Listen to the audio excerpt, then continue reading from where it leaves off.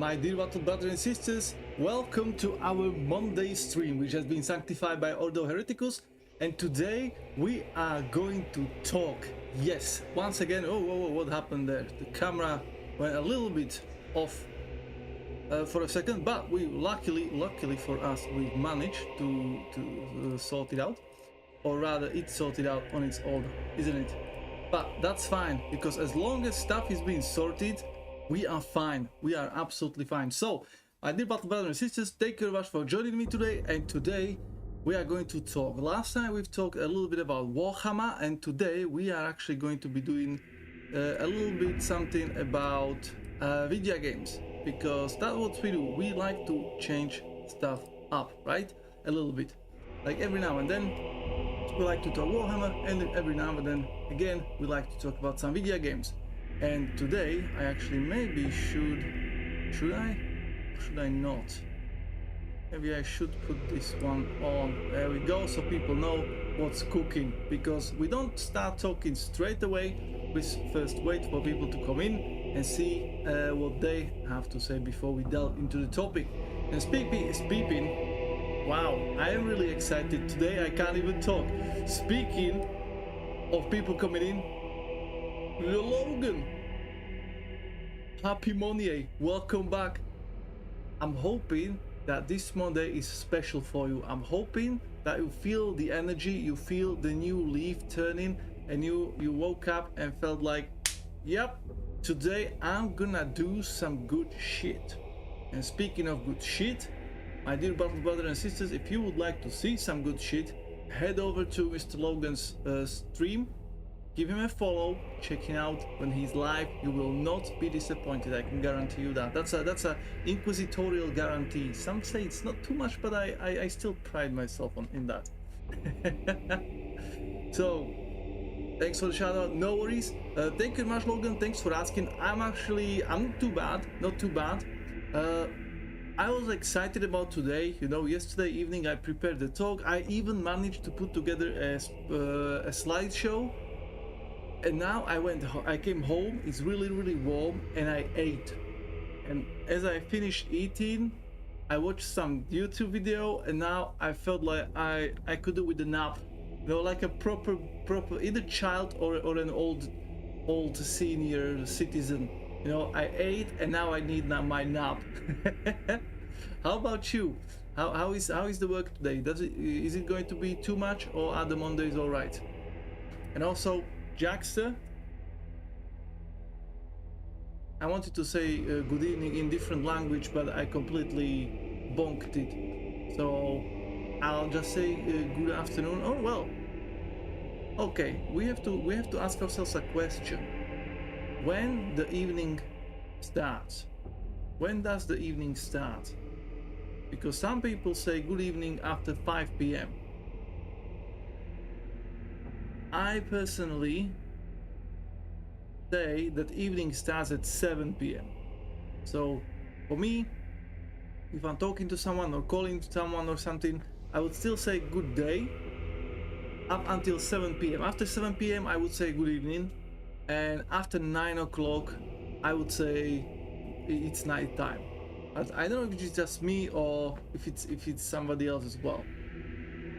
Logan says it's definitely a Monday at work and I'm dragging major ass. You're a 5 p.m. person, so does it mean your evening starts at 5 p.m? And then when the night starts, 7, 8? Because especially in the summertime, when there is light until like 10, somewhere up until mid 11 or something, it's hard to say good evening when it doesn't really look like it's evening. Although I think I managed to conquer that, because yeah, I used to be the same. I would be like, oh, why should I say it's evening when it doesn't really look like it's evening? But then I thought, yeah, just because the sun is up or down, it doesn't mean shit, because in that regard, if I start saying good evening the moment the sun goes down, then I would be saying good day up until 10 o'clock, and in winter time I would be saying good evening since like 3 or 4 o'clock. I think evening starts 5 p.m. Okay, so Jackster and Logan are both on the same boat, or in the same boat rather. 5 p.m. being evening. Okay, okay. For me, it's still not good enough. I still like to have my day a little bit longer, just to buy myself. It's just psychologically, you know, speaking. It's nothing to do with the time or whatever. I just feel like, yeah, it's 5 o'clock. It's not evening yet technically for me, because then that would mean like the day is gone. You know, if I started my evening at 5 p.m., that would be like you come from work, you get home, undress, change the clothes, eat something, sit down for a while, and all of a sudden it's evening, and I'm like, I don't like that. So that's why I moved my evening up until 7 p.m. because then I come home and I still have some time throughout the day to do something before the evening hits, and then I can be like, yeah, it's evening now, fuck that. And Logan says that night starts when it gets dark. So for you, the night moves around. So in summertime, it's still 9 p.m. It's going to be still like day or evening, and in the winter time, night starts at 5 o'clock. Or have you just never actually thought about that? Is that correct? Oh wow. Okay, okay. I need to remember this so that I know how to properly address you. Time in a time related way, because then I will look cool. It's evening and the night. Okay, so basically in winter time your evening starts at about 2-3 p.m. and the night starts at 4 or 5. How was the Elgi run I redeemed? Yeah, fuck you very much, Jackster. Thank you very much. We didn't win at all. It was impossible because unfortunately we then had to Chief has left, so we upped the difficulty up to the legend, and unfortunately it seems like Hellblader is not good enough to play with 3 bots, so we've lost. I do not trust you at that. What? Okay, you don't trust me on that. Yeah, whatever that means.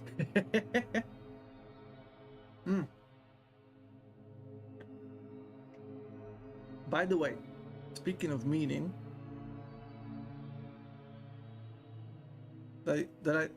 oh, so you think I'm lying? That's what you're saying, that you think I'm lying and telling you that we didn't win, although we win. We have won. Is that what? I don't know. I don't know. I'm not getting into that school of thought, because with you, Jackster, nobody knows what you are actually saying. So instead, what I'm going to do, I'm going to give you something that we can actually use in real life, and that is going to be a free, useless knowledge, just for you, Jackster, just because I need to give you something that we can actually see eye to eye on. Right. Oh, Logan, thank you very much for the lurk. Hopefully the work will drag a little bit faster now for you, and then before you know it, it's evening and you can go home. Right. So injuries and illness. Okay, we are on a new page. We're starting a new page. In a 1930 Quebec Junior Amateur game, goalie A.B. Goldberry was hit by a flying puck that ignited a pack of matches in his pocket, setting his uniform on fire. He was badly burned before his teammates could put the fire out. The fuck I just read? In a 1930 Quebec Junior Amateur game, goalie A.B. Goldberry was hit by a flying puck that ignited a pack of his matches in his pocket, setting his uniform on fire. He was badly burned before his teammates could put the fire out. Well, that just tells you, do not have matches in your pocket if you are playing games. Easy as that. Although I would say nowadays, you know, this was in 1930, so it's okay, but nowadays we have to remember there are not games the same as other games. You know, there are games that you go and play outside, and those, yeah, don't have matches on, because you have matches somewhere here, you get hit by a ball or something, that creates pressure, most likely also some rubbing, you know, happens around, you know, as the ball just goes around, and it can easily create enough heat and pressure to actually create a fire and light the matches, and then you'll be on fire. But if you are playing video games, I would say it's pretty safe to have matches in your pockets, unless you're going to do something crazy, you know, like you win and then you'll be like,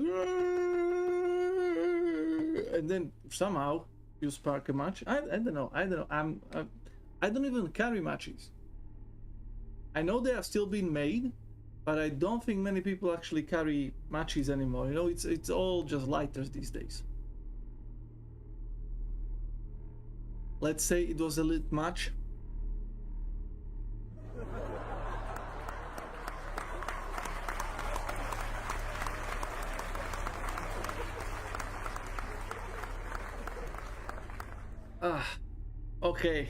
Okay. And for that one, I'm going to give you another freebie. Last freebie for today. No more freebies. Whoever is not here, they are shit out of luck. Despite the many rat-infested slums in New York City, rats bite only 311 people in an average year, but 1,519 residents are bitten annually by other New Yorkers. Should have saved this one for the Vermintide run. Despite the many rat-infested slums in New York City, rats bite only 311 people in an average per year, but 1,519 residents are bitten annually by other New Yorkers. Who bites another person? Like, why? Okay, I get it. You're angry, you're in a heated discussion, you maybe hate that person, or you just escalate that into a fight, but why not just punch? Why bite? What's the point? I understand if you're in dire situation, you are being repressed somehow, your hands maybe are tied or something. Okay, maybe your only other option is to bite. Okay, that makes sense. But on the normal stuff, like why would you bite somebody else? First of all, very unhygienic. Second of all, what if that person has HIV or some shit, and now you're biting that person, getting their blood, their whatever shit is on their, on their sleeves or on their arms, or you know, like, because we are covered in bacteria. Obviously the skin is protecting us, and there is a lot of stuff that protects us from the bacteria, but you know, like when your mom tells you not to put shit into your mouth as a kid, same here. Like, why would you bite? We're not animals, we are distinguished human. We can shoot each other, for fuck's sake. Why biting? You have no remarks on this? Why, Jackson? Did cat get your tongue? Or are you all back, no teeth? Yeah, speaking of cat, I have no idea where my cat disappeared. Like, literally, there is nowhere to go. Unless he's in... No, he's not inside. He's never inside. There's literally nowhere to hide, and somehow this cat can disappear. There is just one room and one kitchen with a little bit of space in there, and somehow he disappeared again. I found one of his hidey hole already, but now it's like I've checked everywhere. I have literally checked everywhere. He's not under the bed, he's not in his usual spots, he's not in the new hidey hole I found, he's nowhere. Shut your mouth. Schrodinger's cat? Well, the Schrodinger's cat, yes, if you don't see it, but I usually see him, so I know he exists. But I get it. Maybe he's warp traveling. Maybe he was called on a mission and he went and traveled through time and space to catch some heretics. Possibly he was called out on a mission and he'll be back in at some point. Living to his name. Oh, you think he went to destroy something? I think he launched a crusade again against the Imperium, and then when he gets beaten up, he'll come back and will be crying again. Possibly that's always an option. With Abaddon, you never know. Okay, so what do we want to listen to while having a talk? What should we do?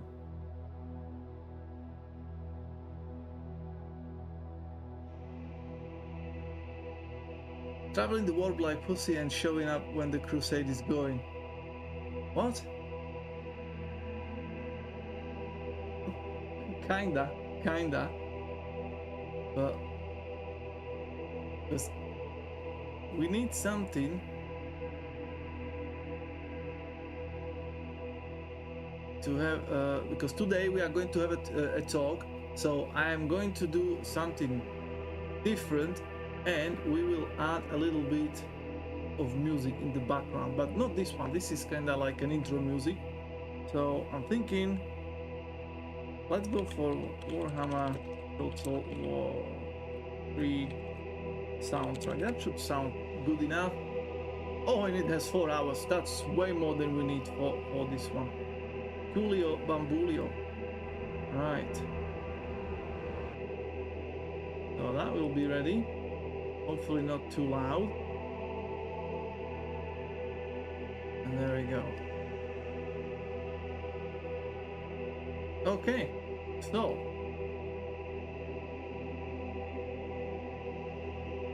I think I'm ready. Jackson, if you are ready. Logan, anybody else who is here, if you guys are ready, we may even start our talk on time today. How about that? Let me see if everything is actually running. If we do have everything ready, this can go slowly. Hey, damn it. Boop. There we go. Easy peasy, lemon squeezy. Also, I'm hoping, guys, that in these heat waves you are keeping hydrated, because it's very important. Just one little nugget of information that I didn't know is that apparently you should not be drinking cold shit when it's really hot, because that will make you sweat more. And I didn't know about that, although I naturally do not prefer cold drinks anyway, because always my throat was hurting from those. So I usually just drank, like whatever it is available. But the other day when I've heard that, I actually tried it, and I did try to drink something a little bit more colder than I usually do, and it was true. It was so true. Like I was obviously I was hot, I was feeling really warm, but I wasn't really sweating. I was just like on the verge, like I was still managing, because I like heat, so I'm fine with that. And then I had a couple of like twigs from the jug of like a cold water, and holy shit, in 10 minutes I started to sweat like a fucking pig. So it's true. Therefore, if you can drink something, but maybe without the ice, or not too cold, just not even chilled, just maybe temperature just a couple of degrees less than whatever is around, you may avoid being a sweaty McSweaterson. So with that, all we can do is, I'm thinking of running an ad. Oh, you know what? No, the pre-rolls are off for the next 38 minutes. Okay, so we do not need to do any pre-rolls anymore. Cool. So we don't even have to do ads. We can just start going. I need to chill? No. You don't need to chill, because if you chill, then you start sweating. Haven't you been listening to me, Jackster? Haven't you thought? Haven't you learned anything? I'm trying my best here to educate you and look at yourself. Telling me to chill when I'm just telling you you shouldn't be chilling, because if you're being chilling, then you start sweating. Well, never mind. Some people never learn. Calm down. Calm down. You telling me to calm down? You calm down. I'm calm. And speaking of being calm, how about calmly go into a talk, shall we?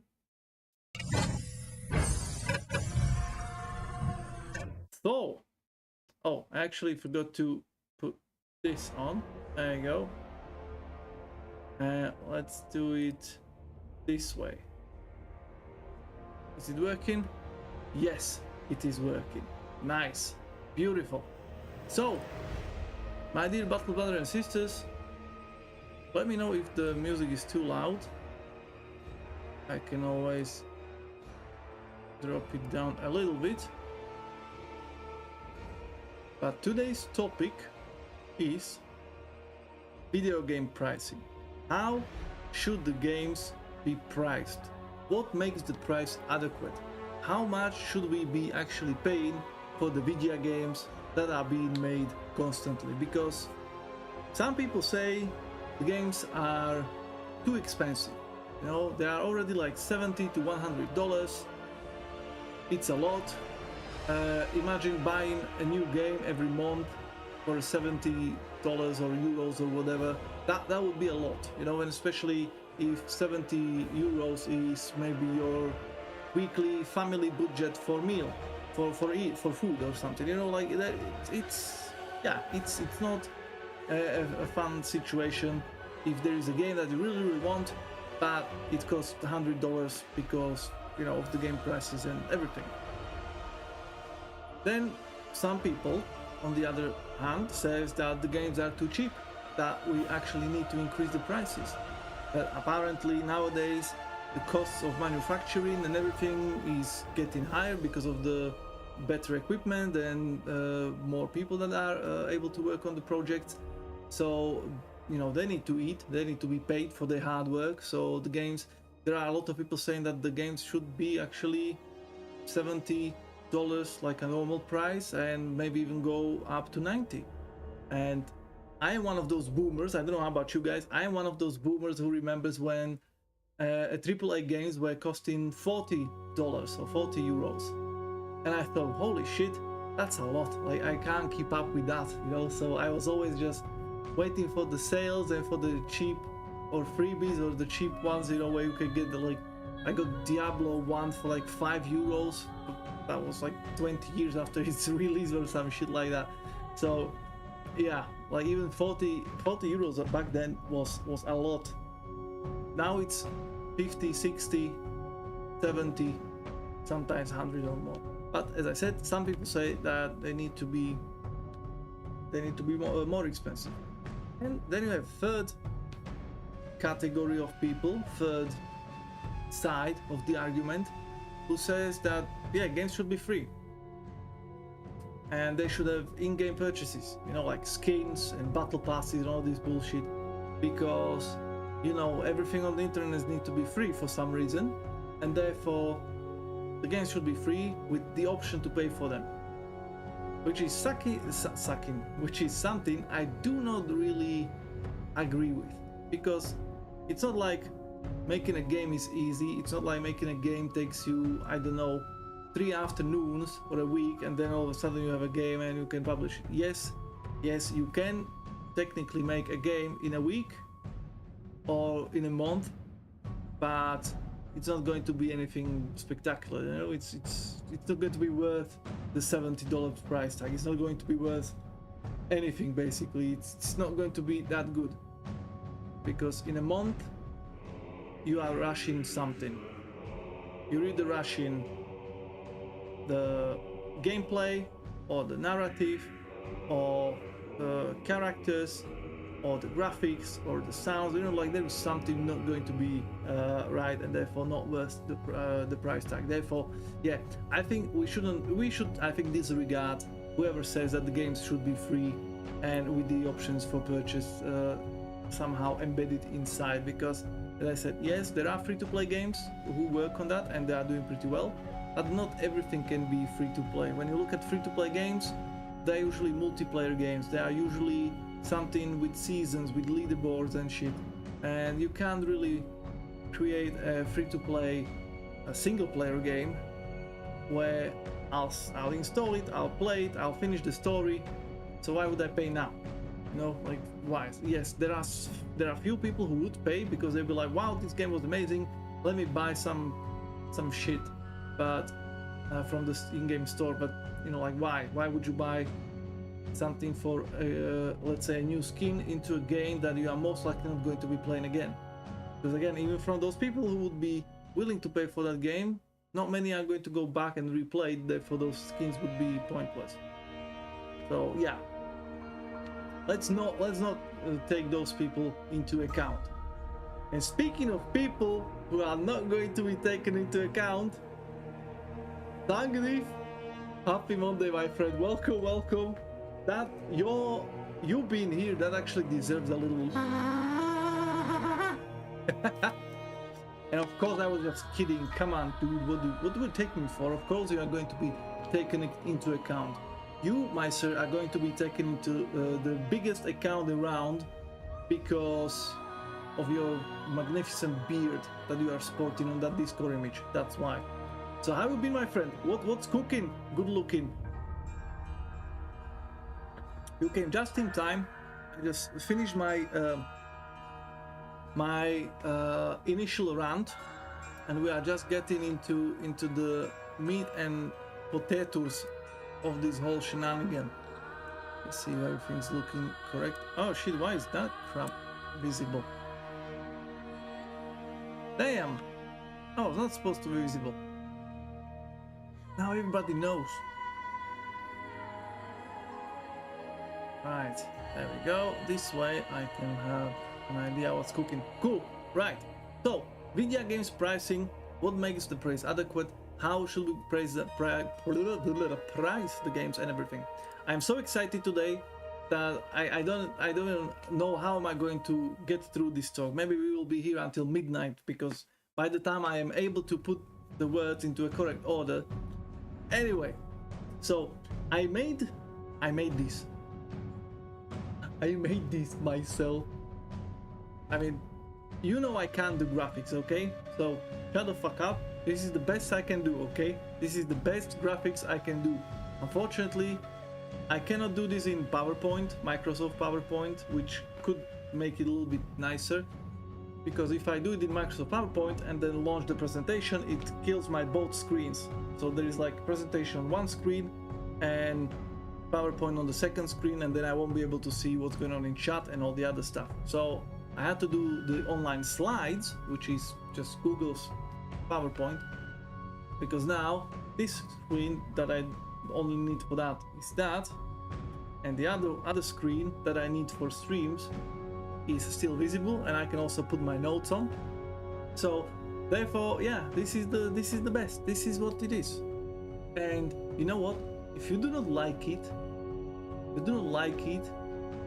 get over here and we'll make a deal, and you'll be creating these for me. How about that? If you want better looking slideshows, you make me one, okay? Because this is the best I can do. Scrub? Who do you call Scrub, you scrub? Also, every time I hear Scrub, I remember the Scrubs, the TV series that I start to watch and then I stopped for some reason. I don't even know why. Anyway, I made this price pointing triangle because these are the three massive points that we need to make sure that get satisfied. I just want a better looking streamer.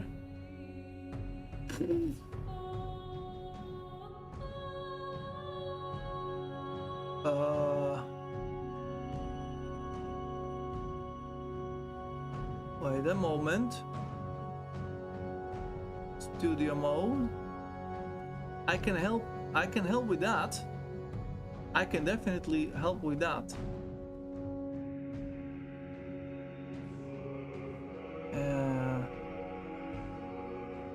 Give me a second.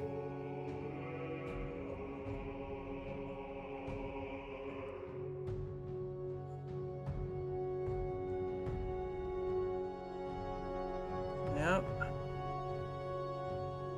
You banning me?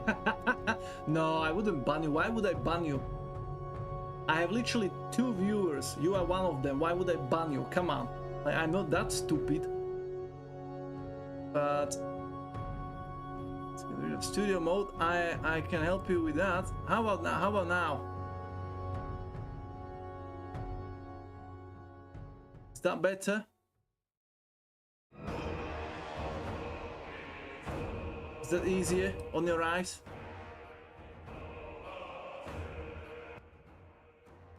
There we go. Now we have a better streamer there. It's not only front page.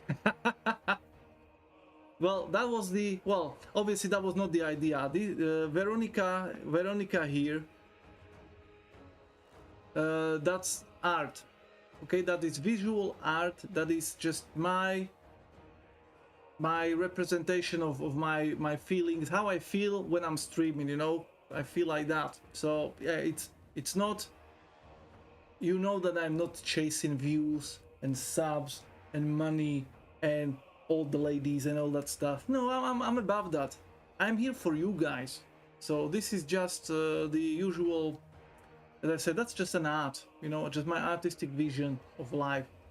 So yeah, just that. Anyway, should be helping you.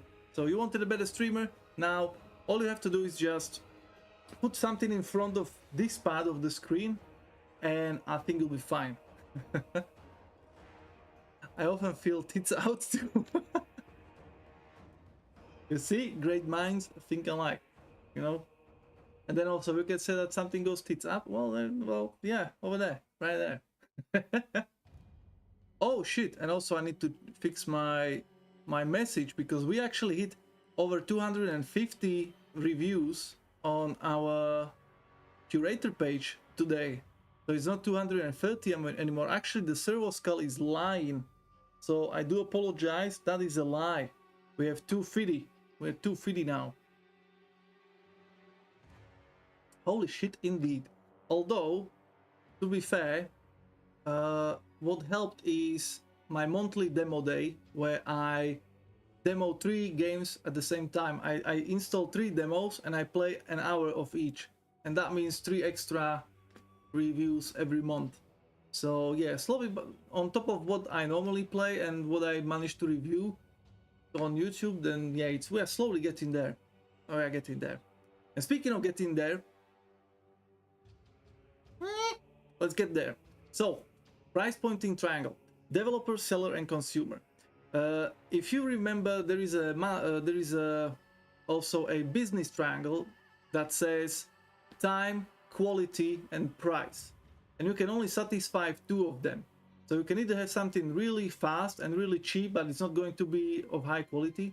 You can have something of high quality, really fast, but it's going to be expensive as fuck. You know, like that kind of triangle. But in here, in this triangle, everybody needs to be happy.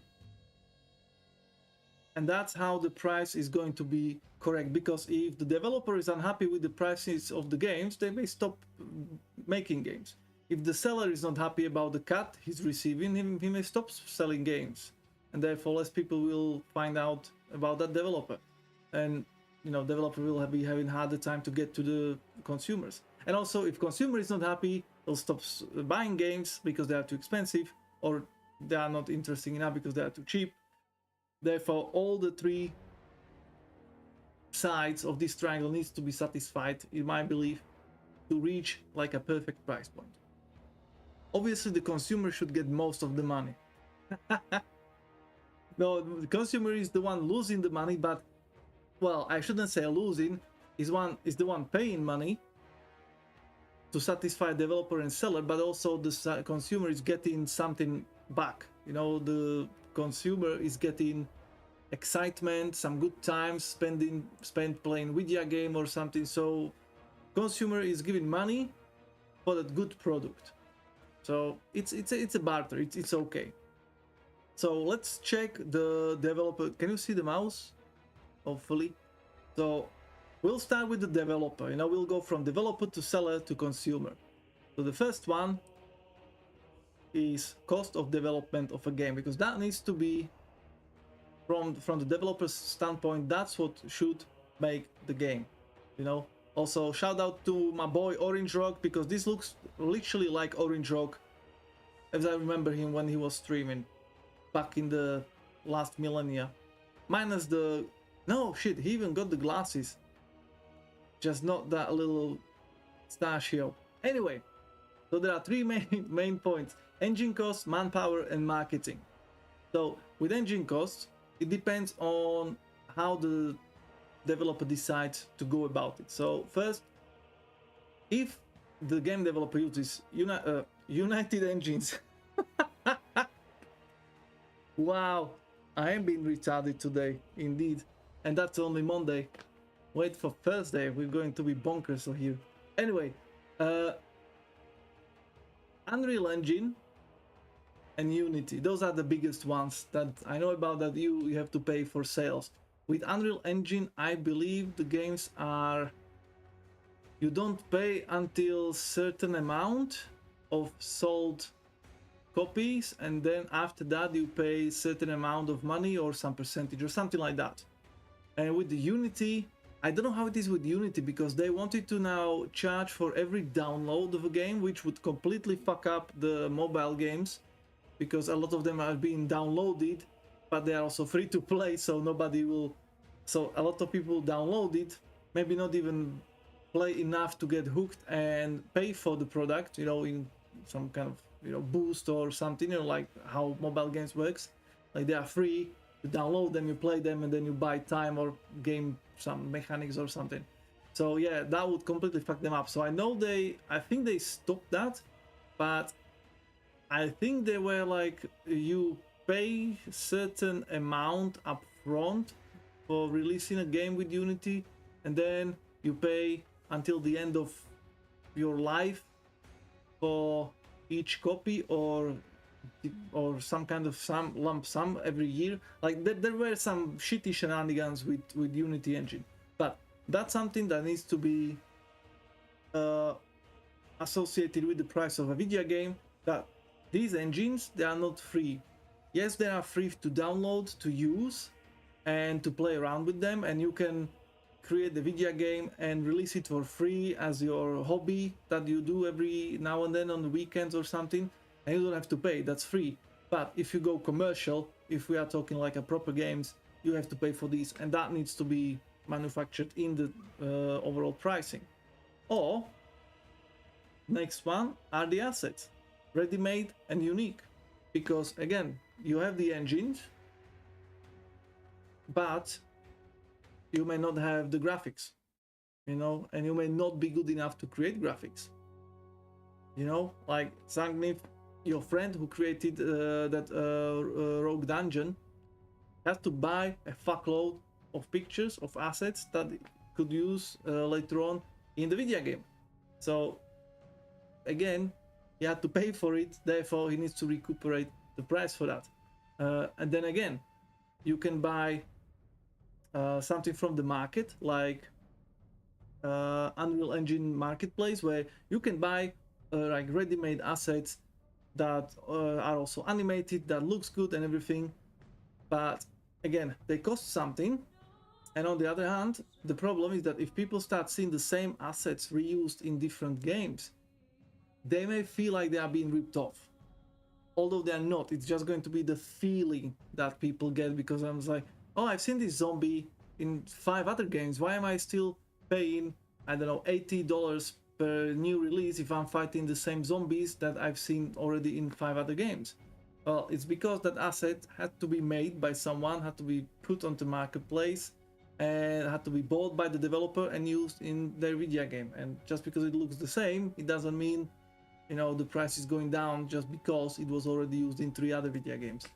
So this is just the engine cost that people usually don't really think about when it comes to video game prices, but it's something that I think is really important to mention, because this is just the basics.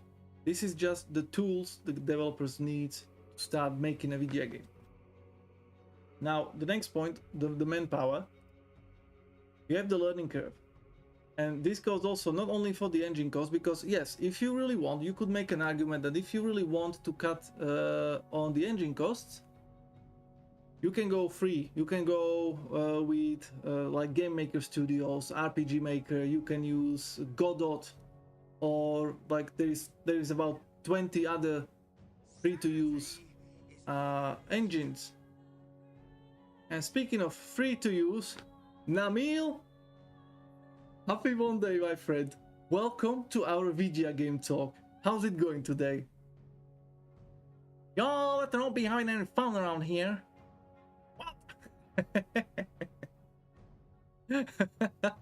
No, Namil, don't worry. Don't worry. You know that we never have fun. There's no fun involved. Nobody should be having fun, especially not online, especially not on Twitch, especially not playing games or even talking about them, right? Good. Good. Whew. Past this one. So, do you have any good news for us, my dear friend? Fun is a gateway drug to heresy. Exactly. And that's why today we are not playing video games, but we are just talking about them. Actually, today we are talking about the prices of video games. Like that is definitely not the idea of fun for anyone, right? So as you can see, all good here, all good. No Nurgle infestation. Korn is already left. Singe is still waiting, hoping in the corner. Slanesh also got bored, left. So yeah, no fun here. Just this horrendous presentation that I managed to do yesterday. Hoist the colors. Oh, right. Yeah, but what if the games were priced adequately? Then you don't have to hoist or moist any kind of colors or flags or sails or anything, because at least that's my understanding. And if you see a game and it's priced exactly how you feel like it should be priced and you really want to pay it, then why would you borrow it from the interwebs, so to speak? I'm listening. Right. So basically, I'm just trying to find out like what actually makes the price before we can decide what should be the price. So either fair price games or get a sugar daddy. Got it. Exactly. Because, you know, the games right now, like this is the first point where we're talking about the development of a game, that it's not cheap. If you are using engine, you have to pay the engine makers. If you are buying assets, you have to pay for the assets. And again, if you want them to be special and unique, you have to pay an artist to create a brand new ones or remake the ones that you already have into something else that it doesn't look the same.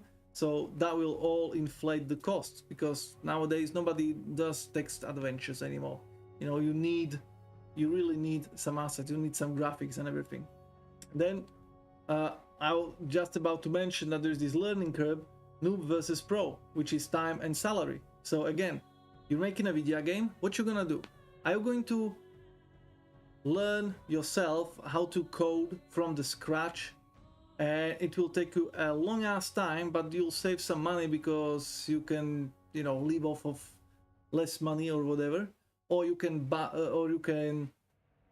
give a job to somebody who is not as experienced and is going to take him a longer time to get the game into a state that is sellable, because it's going to spend weeks and months just learning how shit works and putting it together. Or are you going to fork up some hard-earned cash and pay for somebody who already has experience in that program and can do what you need him to do way faster? Because that needs to be factored into the time, into the price as well. Because again, it's like that saying, it's like that old story about the guy who had a broken engine and he called a specialist who just came in checked the car, then took out the hammer, bonked it a little bit on in one place, and asked for $1,000. And the dude is like, the fuck? Like, why am I supposed to pay $1,000? You just fucking, you know, put out your hammer and bonked my car once. And the dude said, well, but I'm the one who knows where to bonk that car. And that's exactly what's going on in here. Like, yeah, you can spend months trying to create a video game from scratch, learning everything, or you can pay for somebody who can do it way faster because they already know what they are doing. And that's not cheap. Then you have the studio size. It's different from one-man studio to something like, I don't know, Rockstar or Ubisoft, where there is like 500 people working on a game. So that's why the AAA games are costing so much, because there is way more people involved. And although in here I would say maybe not all the people needs to be there in AAA industry, you know, like the teams, some of the teams are, I believe that some of the teams are underpowered, some teams have too many people who are not doing much, you know, like Orange Rock was telling us that they had 150 people creating that porn star game. What was it called? Porn Star Harem. And that shit looks like something I could create in the like a slideshow. It literally looked like fucking Flash game from 1998, and I can't believe 150 people actually got involved and got paid for it. So yeah, there is a question about the studio size, but as I said, it's different when there is 5 people working on it and when there is 500 people working on it. And obviously the development time, which ties exactly to the studio size and those noob versus pro, because as I said, get a skilled team of developers and you may create a game in a year, or in 5 years you can create a really good flashed out game. Or it can be just you and your friend working on it every day for 12 hours and it will take you 10 years to create that game. So again, that needs to be incorporated into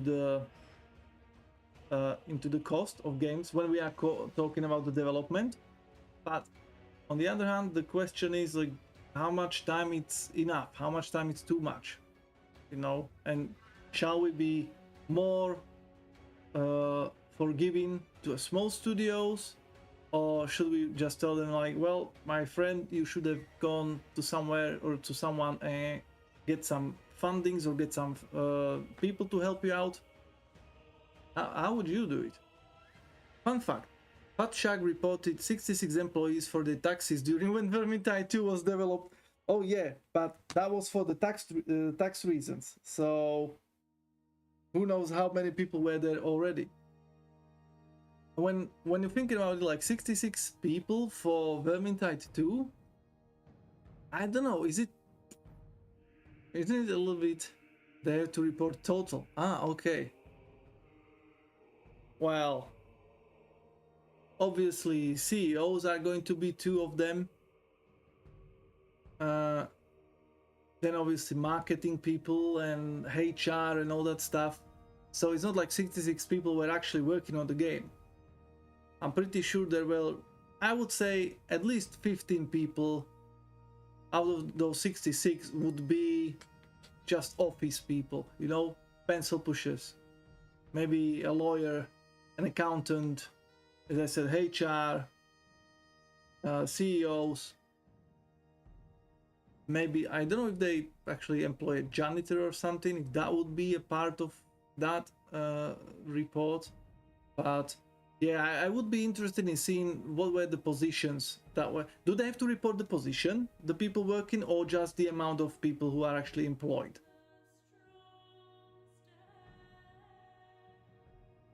Because that would be interesting to know. But 50 people working on a game, just amount of people and the total pay slip, right? Okay, so I would say it's safe to assume it was about 50 people actually working on the game. And then when you think about it, there will be maybe also testers. What if they have in-house testers? That would be at least 5 people. So now we are on 45 people doing the video games. And obviously depends on how they would do it, like artists. Maybe there were some artists working on the surroundings, then some artists who would be working on the characters, then animations, you know, like I can see that being about enough people to create Vermintide 2. 50 people, yeah. Then also depends on the development time, like how long they have been working on it. When you think about the fact that they already had Vermintide 1, so they just had to polish it a little bit more, and they have reused a lot of shit from the previous game. So yeah. Is the sound not working, or is my PC busted? Oh, rename character, Happy Money. No issues here.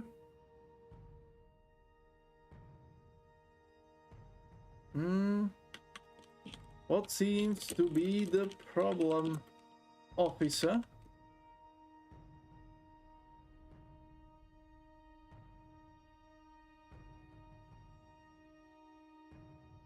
Sound not working.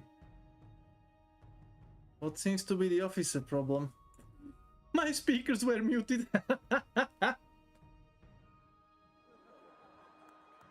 Wow.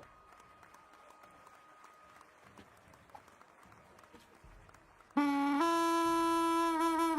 sir, are a fish. Rename character, congratulations. Congratulations on fixing your audio issues. Have you ever considered becoming an IT specialist? I'm pretty sure you will be doing great. And Magical, Guten Abend, Happy Monier, Happy Montag. How's it going today? I'm glad you could join us. And you said that all games should be free. Ha, funny you say that. You should say that, because I was saying that at the start of this talk that yeah, we are not, I'm not adding those people into the debate, because the games cannot be free.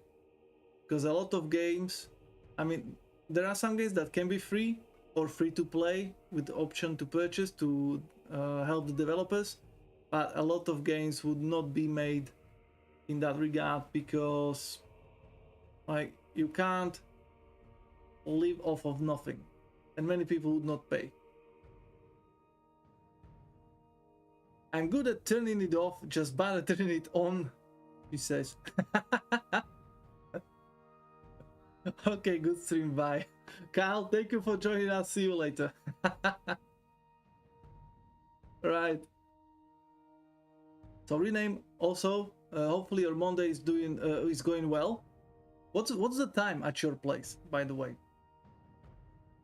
And in the meantime, I'll just finish this last point on the marketing, that the developer also have to think about the self-marketing and publishing, because you can publish your game on your own, just drop it on Steam, but nobody knows how to do marketing properly. You know, like that's why people have publishers who have all the connections and who can make sure that the game gets seen and maybe gets hyped, and they help you to sell it. So yeah, the publisher is taking a cut, but at the same time, hopefully that cut will be small percentage of the amount of increased revenues that the game developer will see, just because people will learn about it. Just look at Devolver Digital. Like, people know Devolver Digital as a great publisher who publishes extremely good games, indie games that are amazing and great to play. So they will go there and say, Devolver, look at my game, would you like to publish it? And I say, fuck yeah, it's a good game. And then a lot of people buys it because, oh, it's Devolver, so that's like a stamp of quality, like a seal of approval, so to speak. So, but at the same time, it will cost something. So that's that. Are you going to make a game? Oh, 10 a.m. in a few seconds. 10 a.m. Wow, you're living in Bast? 10 a.m. Wow. That's literally 9 hours behind us. So Please, my dear battle brothers and sisters, do not say anything about today, okay? Do not tell rename character how today is going to go, because it doesn't know. It's still a mystery, a question, so leave it at that, okay? Don't spoil the day. And no, I'm not going to make a game. It's just this is just a little discussion about what do we think the games should cost. So I started with the point of the developers, where if they want to create the game, they have to pay for the engine they are using, they have to pay for the assets, or pay for, because somebody needs to make them, they have to pay for either somebody who is really skilled but is going to ask for a lot of money, or they can learn on their own, which will take time, which may be even more costly in the long run. Studio size, development time, and then how you want to market your game, whether you're going to self-publish, publish through somebody else, or just hope for the best. So all this shit, it's something that people usually do not think about when they are looking at the price tag of a video game. They just say like, oh, this shit costs $70, but you know, why should I pay for this crap $70? Well, that's why usually. Did the apocalypse start today? I didn't get to do laundry. I'm not going to tell you. I leave that for you to find out. Because I have a rule around here that we do not spoil the day for those who are living in the past. The same way, if somebody from the future comes in, if somebody drops in right now and said, hello, it's Tuesday over here, and it's already, I don't know, midday Tuesday, I'm like, oh, please don't tell us anything about what happened in the morning, because we are still only on Monday. Oh shit, and market saturation as well. I forgot about this point. You can't see it because of Veronica, but yeah, there is that market saturation point, which actually means that, yeah, if there is a lot of such games, you can't ask for a really high price.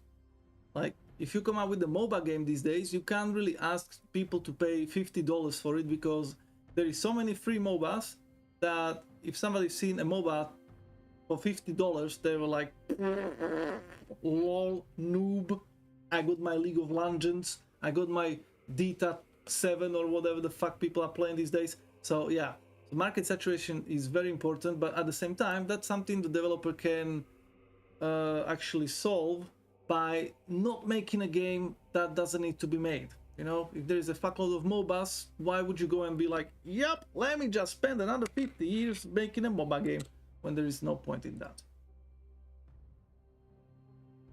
I'm actually amazed that there are way more resources for indie developers to compete with big companies. Oh yes, yeah, that's something I wanted to mention later on as an important point, because yeah, these days developers have a lot of options. It's no longer developing or making games is no longer something for those, you know, three spotted freckled nerds with huge glasses being like code in Turbo Pascal. Nowadays you have drag and drop systems, you have engines for anyone, like whether you prefer coding, whether you prefer visualization and visual cues, everybody can make a game, so to speak. And Magical says, I thought walking 4 kilometers a day would be more steps than 6. To reach 10k a day, I'd need 1 hour and 15 minutes, because those 4 kilometers take me 40 minutes. Well done. Also depends maybe on how big steps you're making. I don't know. But yeah, back to this thing. Now, this is my price point in triangle, where I said that all these three parties need to be satisfied. Because if the developer is not getting enough money, may stop making games, because there is no point making them if they are not going to cover their costs. If the seller is not happy because they are not selling much, well, then they can also just be like, yeah, fuck it, let's just do something else, let's stop selling games. And if the consumer is not happy, consumer is not buying games, therefore nobody is getting anything.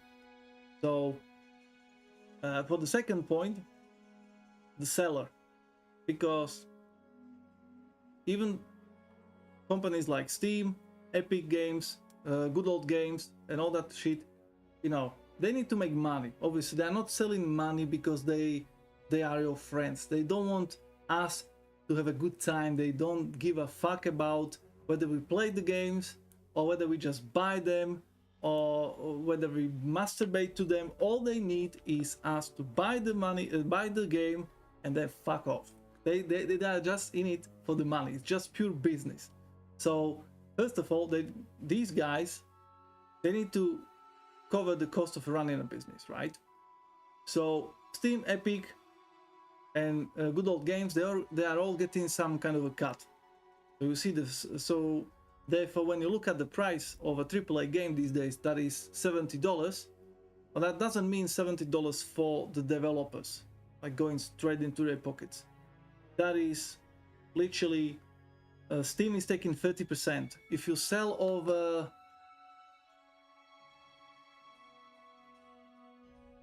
it's something over if you sell over 1.5 million or 2.5 million copies, Steam will only take like 18% cut or something like that, but it's still a lot. Epic, last time I've heard, they were taking 12% cut from the sales, and with Good Old Games, I'm not too sure how much they are getting because they are mostly selling their own shit or some old games, but nowadays, a few years ago, they started to sell like normal proper games as well. So, but I have no idea how much they take, but I'm guessing something really small. But then again, who's using Good Old Games to buy that shit, right? It's Steam. That's why Steam is asking for 30%. I mean, all of it is kind of easily explained with the trilemma. Yeah, it is, but still, there is a lot of things that people don't think about when they are looking at the prices of the game. And that's the problem. That's why sometimes you have people saying like, oh, this is such a shit game and it costs so much. Well, because maybe a shit game for you, but there is still a lot of work behind it, you know. Even though the game flops, or even though it's seriously a piece of shit, it's still a lot of work behind it. Unless we are talking about those fake games where people just buy a couple of assets, slaps them together, release it on Steam and be like, oh, look at my video game. Well, yeah, that's not a video game. I'm not clicking on that, Carlos, because it would jump on this screen, and if it's something not safe for Twitch, I would be in trouble, but I'll check it afterwards. So we've got the costs. Now we've got the publisher's costs. So as we mentioned in the previous slide, publishers are also taking some kind of a cut. And then you have taxes, obviously. Everybody needs to pay taxes, even the video games developers, even the Steam. So all this shit is already in that $70 or in those $5, depending on what kind of a game you're buying. The diagram? Okay, I'll trust you, Carl.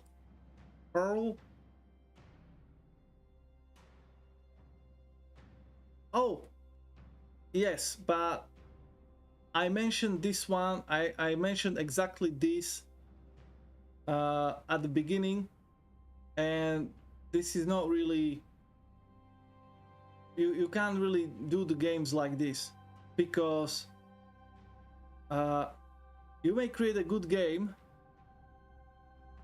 and you are going to be slow because you don't know how to create games. But therefore, it cannot be fast. You know, like it's like you can't really do this triangle with that because, yeah, let's say you are making a good game and you are going to make it fast. It's not going to be cheap. Yes, but if you don't know how to make the games, you're not gonna make it fast. And then also, what is fast and what is slow in game making? Is 1 year fast? Is 1 year slow? It's $50 for a game cheap, or is it too expensive? And also, what is a good game? Like, a good game for me is definitely not a good game for you, and so on and so forth. So you can't, like, yes, on the very basics you can do this with the games, but I don't think it's correct, because it's more subjective than this. It's not like when you are asking for somebody to print you a book. Yeah, they can, then this is absolutely doable. Also, car manufacturer, same shit. But with the games, yeah. I don't know, the diagram was kind of sexy. So it has all the colors, so all the kids like it because it sparkles.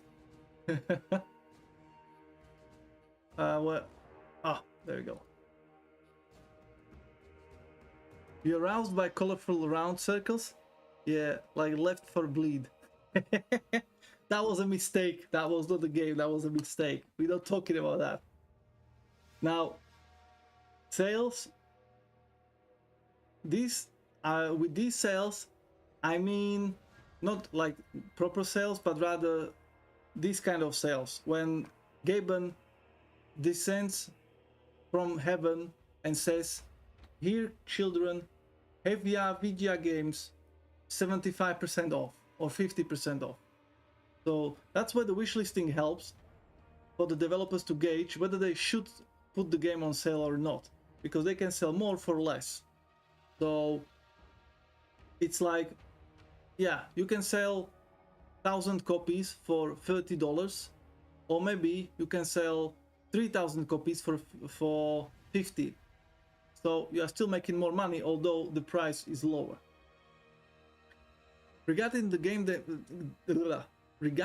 dev stuff, I think there's a very nice clip of Josh Strife Hayes where he explains the mistake in the thought process most people have. Well, that's exactly what I'm trying to explain here, where people usually don't look at these kind of things, like bundle sales. Again, bundle sale looks good for us as consumers, because you can get 5 games for a really good price. But when you look at it as a developer, like, do you really want to bundle your unique, amazing, good game that you spend years working on with some other titles? Because some games, like, if your game is shite, then it's worth it, because people will buy your game as a part of bundle where they want some other video game or more games. But once they have it, they may give a go to your game with your game and see that it's actually good. And maybe they will learn about you as a developer and keep an eye on your next project. So if your game is not too strong, being in a bundle can help to raise awareness and to get some sales. But if your game is really good, do you really want to bundle it with some shitty titles that nobody gives a fuck about, you know, and look cheap?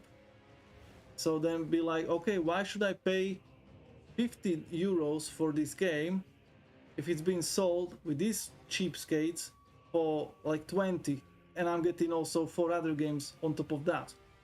You know, so then is it really worth 50 if I can get it for 20? You know, it's one of those. Going to class now? Okay, character, thank you so much for dropping by. You have a great time at your class. Hopefully you learn something interesting, then come back and share some knowledge with us, because we are all about learning new stuff.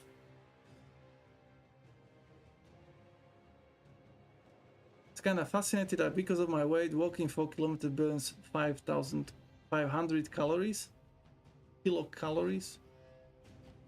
Nice.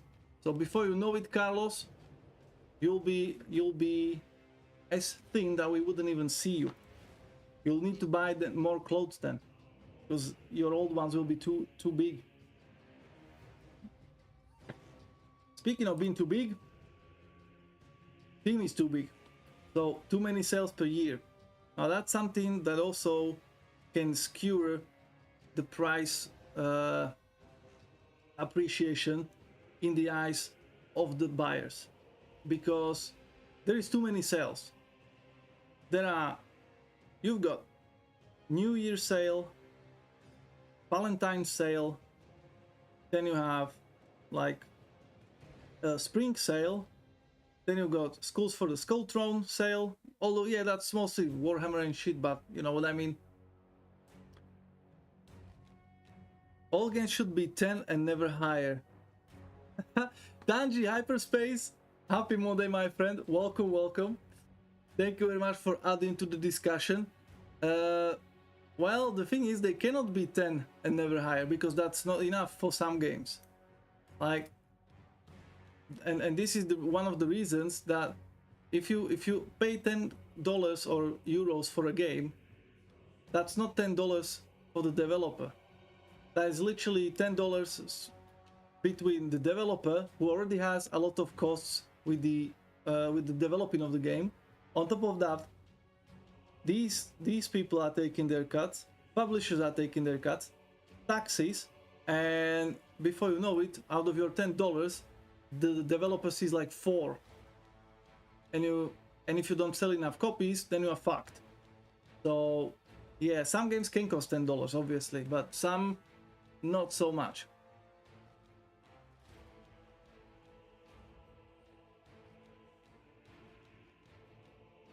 No, because the more I walk, the more I lose weight, the less I lose weight, because I burn less calories. Alright, now I see. I mean, think of game would be cheaper to begin with. More people would buy games just for fun, even if you only get 5 hours out of them. But on the offside, there should be no real 50% sales or something. Yeah, that's true, but at the same time, would more people actually play those games? And summer Steam sale starts on Thursday. Oh wow. I'm a gamer. I know what I'm talking about. Game just materialized on the stream. Well, for that unique perspective, I'm going to give you a purity seal of approval, okay? Please wear it here on your eye, so then you can see better when the game just magically appears on Steam for free, and therefore all those $10 are going just to the game's pocket.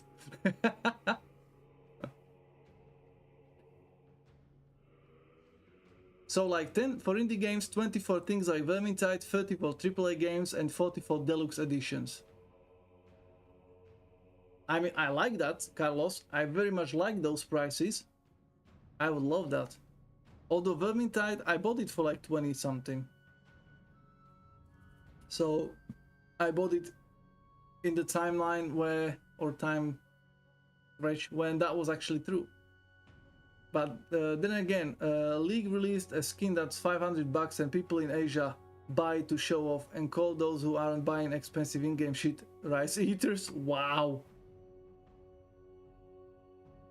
And Namil says, taxes is a fun thing. No one in the chain seems any hint of VAT until the last point of sale. So a dev or a publisher does not count for tax, since tax is localized and all that. Yeah, but developer has to pay taxes anyway. So I'm pretty sure they already, when they are setting price for the game, they have to count on the taxes. You can tax DN. The reason Space Marine 2 isn't out yet is because they're lazy, by the way. Games are easy to make. I've never made a video game. Yeah, sure. Not sale taxes? Why would it be hard? Just tell PC to do the thing. Yeah, true. Yeah, of course. I forgot. Sorry guys, I completely forgot how easy it is to make games. But I know what is VAT, but that's what they have to already think about. So if somebody wants to sell their game for $50, they have to be like, okay, if I sell it for $50, it will be actually, I don't know, now I'm just going to talk shit. It will be actually 60 in the US, it will be actually 75 in China, it will be 57 in Europe, and all that shit. So, and then they will be like, okay, but are people going to buy my game for $60? So then maybe they will, then they have to think about how much they can charge for the game, that when the tax is added, it's still within a reasonable price range. Because yeah, they can go out and say, okay, I want 70 euros for my game. but then with the price of a tax, it will be about 80. And then people will be like, $80 for that? Nah.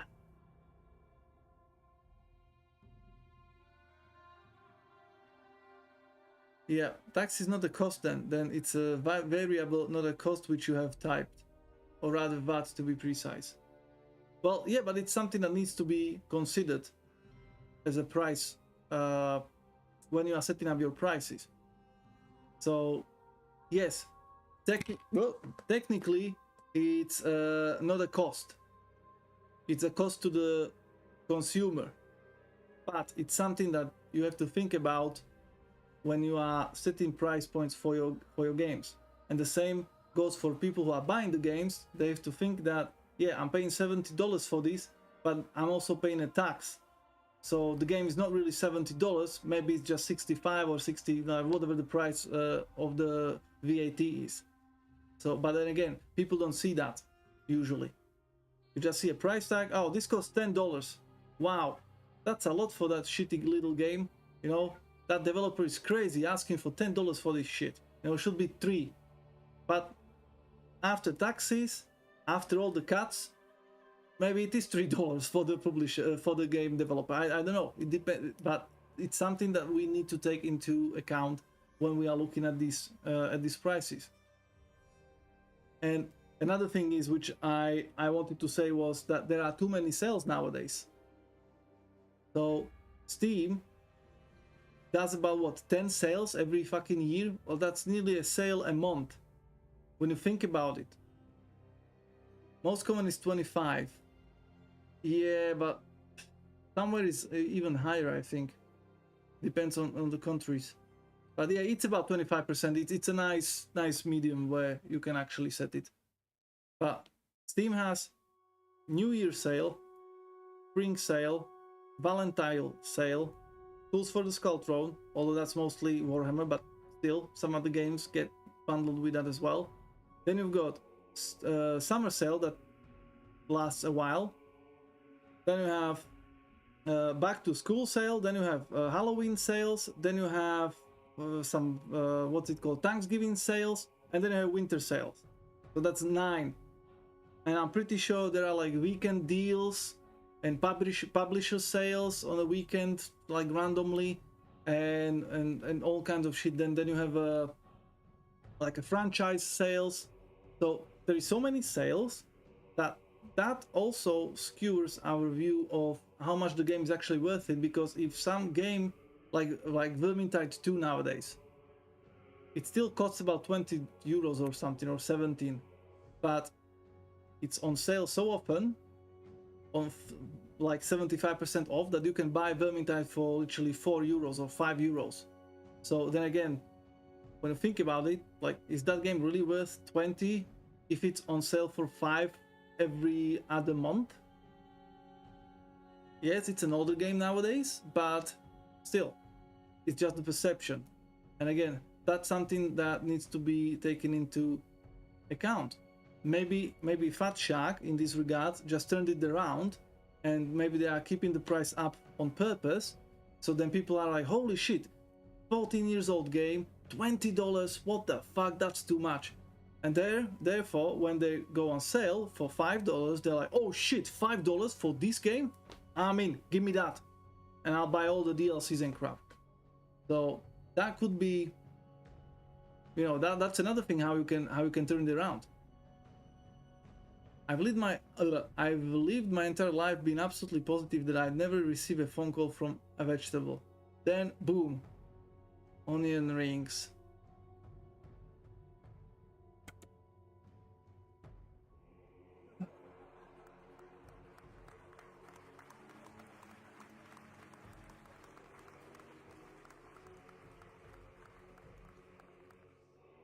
That was a painful one, Carlos.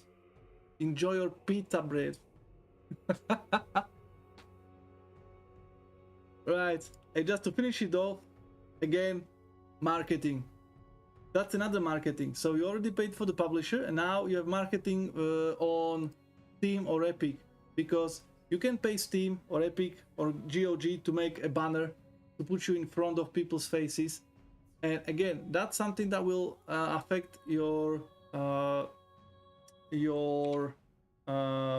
well, not really the price tag, but it will lower the developer's income. But at the same time, it's a gamble because, yeah, they will pay for another marketing, for another banner, for another, you know, pricing for getting out there. But at the same time, if your game is good, this is maybe the push it needs, and you may get enough traction to sell triple the amount of copies you were thinking about selling. Therefore, paying Gabe extra money will be okay, because now you are getting way more traffic and you are getting way more sales.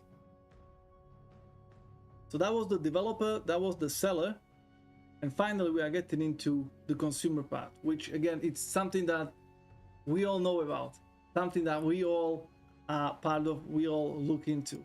So obviously, developer would like to sell the game for the highest amount possible, because they want as much money to recuperate the costs as possible. Sellers like Steam and Epic, they want as big a cut as they can get.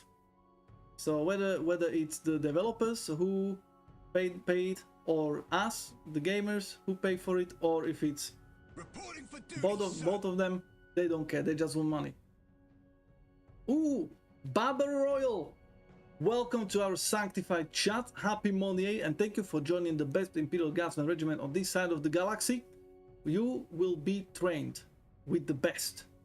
And then, once the training's done, you'll get your weapon, your armor, and you'll be kicked out onto the battlefield to scream for the Emperor, and hopefully not die within the first 15 minutes. Welcome on board. Hello, how are you doing? We are doing well, thank you for asking. How are you doing? That's the question for the $1 million. Flee while you can. No, don't you dare flee. There is no way out of here. I made sure I locked all the entrances. I didn't lock the entrance, the doors. I just disabled the handles from the inside, so you can get in, but you cannot get out. You're good? That's what we like to hear, because it's Monday and there are not many people who like Mondays. So being good on a Monday, that's actually great, because usually people are not good on a Monday. They are usually like yeah, it's Monday. Yeah. So that's that. You came just in time for our little talk about the video games. I do apologize for the look of that, but it's the best I can do. I'm not the graphic designer, so you know, people have to do with that. On the other hand, it's just for today, so it'll do. So we talked about the game developers. So as I said, they want as much money as possible. We've got the sellers who want as big cut as they can get, and then in the third corner, it's us, the game enjoyers, and we are complete opposite. We want the games the cheapest possible. We don't want to pay a cent more than we have to, because why would we, right? And that's because of the oversaturation of games. Like, you have free-to-play games these days. That's something that we didn't have for a long time, and then all of a sudden they start popping up every now and then.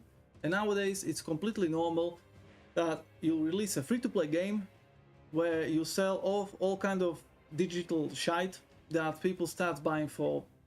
Some buy it to help the developers, to give them a little bit of money, or they will help, or some just want to flex on people, as Magical said, where people are buying $500 skins and then flexing on other people.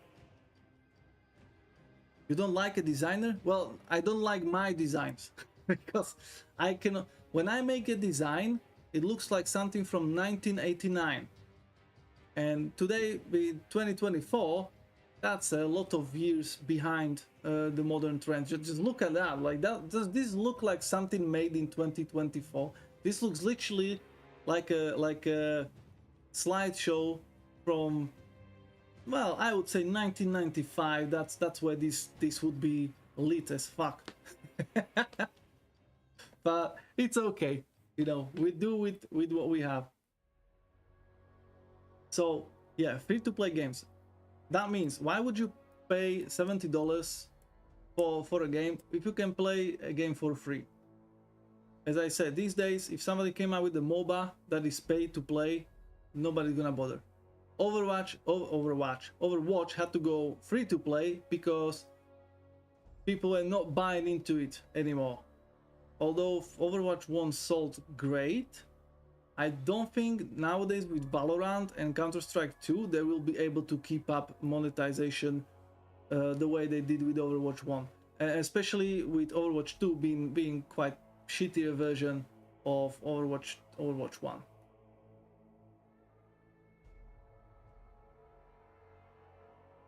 You draw a design? Oh no, I don't do design. I don't.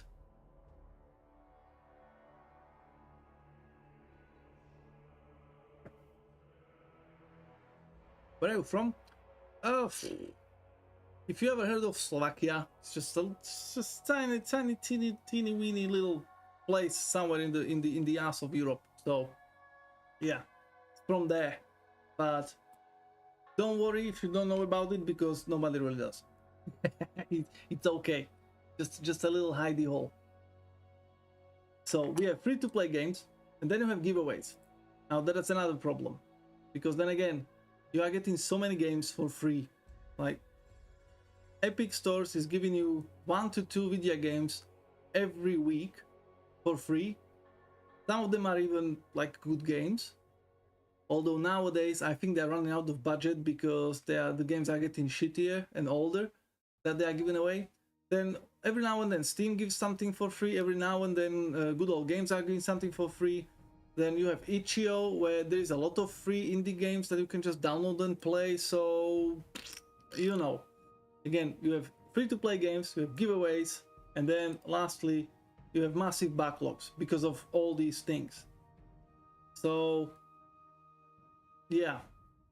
And this is the problem for us. Well, not for us, for the game developers, because they want their $70 for the game, but I have free-to-play games. I'm getting free games left, right, and front, and center, and everywhere else. You know, like literally everybody's, you know, everybody's trying to show free games into my face and up my ass all week long. And because of that, I have 1,000 games on Steam. I have another 300 games in Epic Store. So why should I buy the newest Call of Duty that I know is gonna suck ass and pay for it $100 if I can literally play any other game for half a year, and then buy Call of Duty 6 when it's for $20 on sale, because it's already 3 years old game and I'm finally catching up. So because of these, we don't really want to pay a lot for the games. That's why we have people here saying, yeah, games should be $10, $20, $30. Yeah, because we have enough of them. So I don't really need to buy the newest game for $70 if I know that I have enough games to keep me occupied for the next 10 years, and therefore I can just start playing those. And whenever I feel like, yeah, I don't feel like to play any of those 1,000 games I have, I may look at the sale and see what's there, and maybe I'll find some stuff that I was like, oh shit, yeah, this was released 3 years ago, and I wanted to play it. Oh, now it's on sale, let's grab it. And that's why we have sales here again, because there is a lot of sales. So a lot of games are 10% off right on release. Why would they discount a brand new release of a game? What's the reason? Is it because the game is overpriced and they just want to look good? Is it because the real price for the game is, let's say, $30 and not $33? Is that why? But it also looks better when people say, oh, it's 10% off, let me just buy it. maybe, but I don't really think it's actually a good idea, because that then again diminishes the price of your game, of your own work. Because to me personally, it's a sign that the developer doesn't care about that product, because it's already on sale, although it's the first day on market.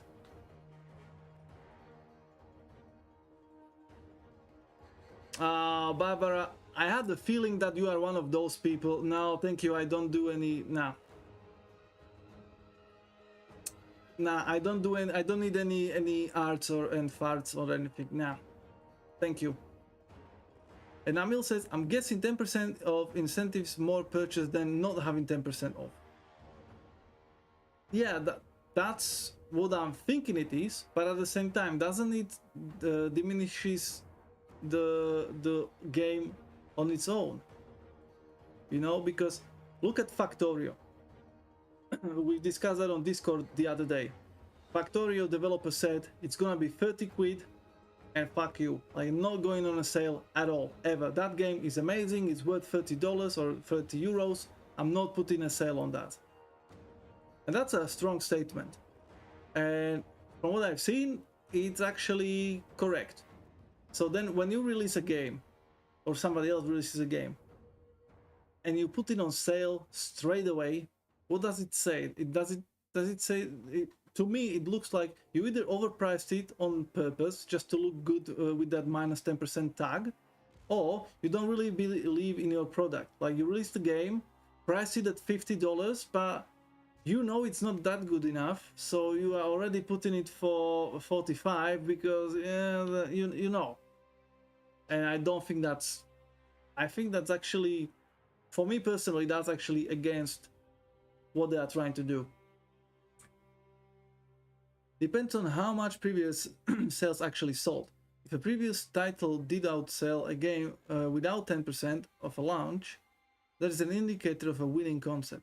Impossible to tell without having data on it. Yeah, exactly. That's why this is just a discussion, just a little, you know, water under the bridge, so to speak, because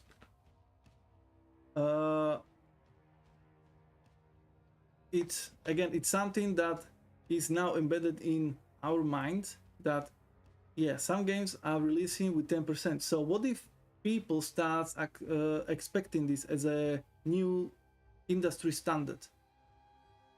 Because you see a lot of games being on sale straight away on a launch day.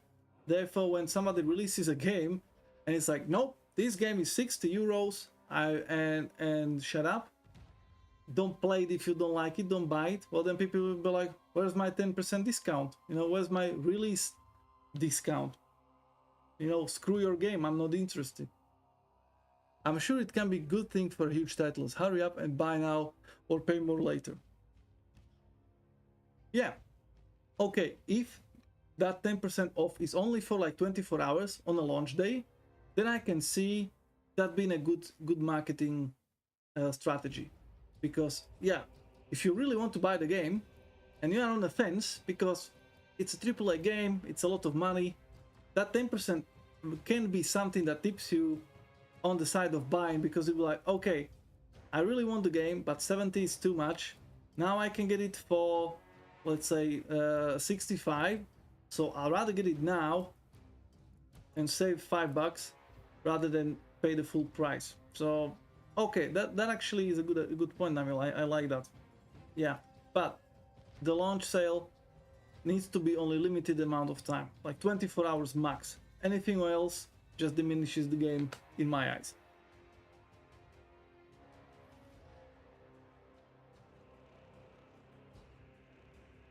So also, sale price equals real price. I kind of touched it with the Vermintide, where some games are on sale so often that it kind of feels like that's the real price they should be asking for the game. But selling Vermintide for $5, it's not as exclusive and amazing as selling it for 20 and putting it on discount every weekend for $5. So again, that may be a good strategy, but at the same time, for instance, I have this with Barotrauma. I would love to play Barotrauma, If I ever can get enough people together to play Barotrauma, I would love to play that game. But it's costly. For how it looks like, for a game that can only be played as multiplayer, and for a game that most likely we'll play a couple of times and then we will never ever get together in such number to play it, to make it work, then I don't want to buy it for $20 because that's a lot.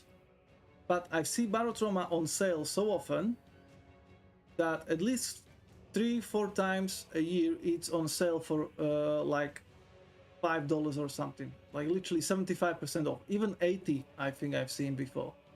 So that means, is it really worth $20 when I know that I can get it for $5? You know, isn't that the real price? And Carlos wonder if these sale pitches ever work. Well, I guess they do, otherwise they wouldn't be doing it, you know? Like, we have a lot of shitty games because people keep buying them. Therefore, I strongly believe Gabe is doing so many sales and discounts and shits because it works. It must be working. Like, how many times you log in on a weekend and you'll see a game fucking dirt cheap and you're like, oh, yep, exactly, that's it. Like, I'm gonna buy it, I'm gonna play it, and then you buy it, and then you don't play it. I think I posted a video on YouTube how Steam makes us buy games that we don't really need and never gonna play. And that's another reason I stopped buying games compulsively, because I have too many games and I don't want... I wanted to buy Satisfactory. I mean, I tried to flirt with women over and over again as well. Doesn't mean that it's successful. Yes, but you do not have a team of psychologists and psychiatrists behind, you know? You don't have the data on those women to find out what makes them tick and how to get to them. These guys do. Steam, Epic Games, GOG, they all have psychologists and psychiatrists employed who are fucking capacities on this, and they know exactly how we work, and they know exactly what works and what doesn't. You don't know that? Well, I beg to differ. Steam has data on how women work? No, Namil. Steam has data on how buyers work, how the gamers work, how we as a Steam users work. So, as I was just saying, I wanted to buy Satisfactory because it was 50% off. And it's on my wish list for ages now. And I'm like, holy shit. And they are going to drop a release soon, like going out of early access. And I have an idea for a YouTube video with Satisfactory. Also, it has a multiplayer, so that's another game that we could be playing together.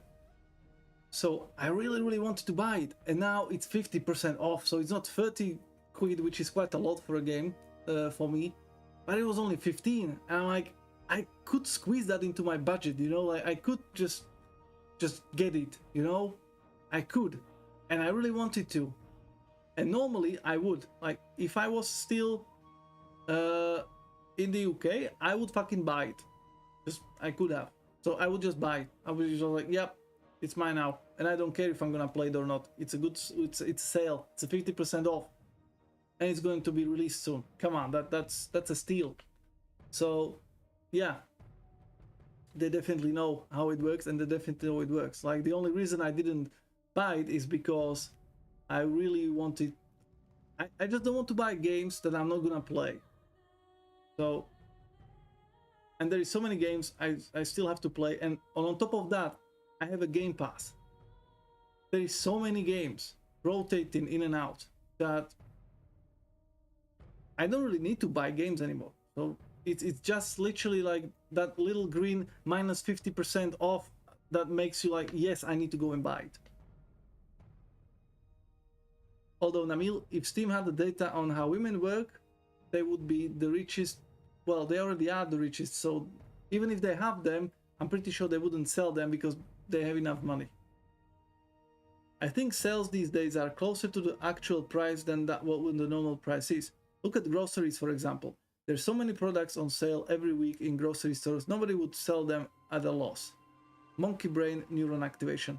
Yes, yeah. This is something, Carlos, I noticed as well when I came home, because a lot of people here still watches TV and there is a lot of sales. And there is a lot of, especially supermarket sales. So nowadays, when I see a kilo of chicken breast for like 8 euros, I'm like, that's not the real price, that's a shield price. Like the real price is between 4.5 and 5.5 euros. Because that's what they go on for on sale. So all you have to do is just go to the shop 2 days later when that meat is going to be closer to the expiration date, and all of a sudden it's 3 euros cheaper. So, and then if I catch a TV and there is an advert, because obviously TV is just adverts nowadays, you always see the same big supermarket selling the same shit and trying to beat each other in pricing. Like, and as you said, exactly, I absolutely agree with this one. They would not sell it on a loss. They would not sell it with a loss because that's ridiculous. That's against all that they are doing. So, yeah, supermarkets already do that.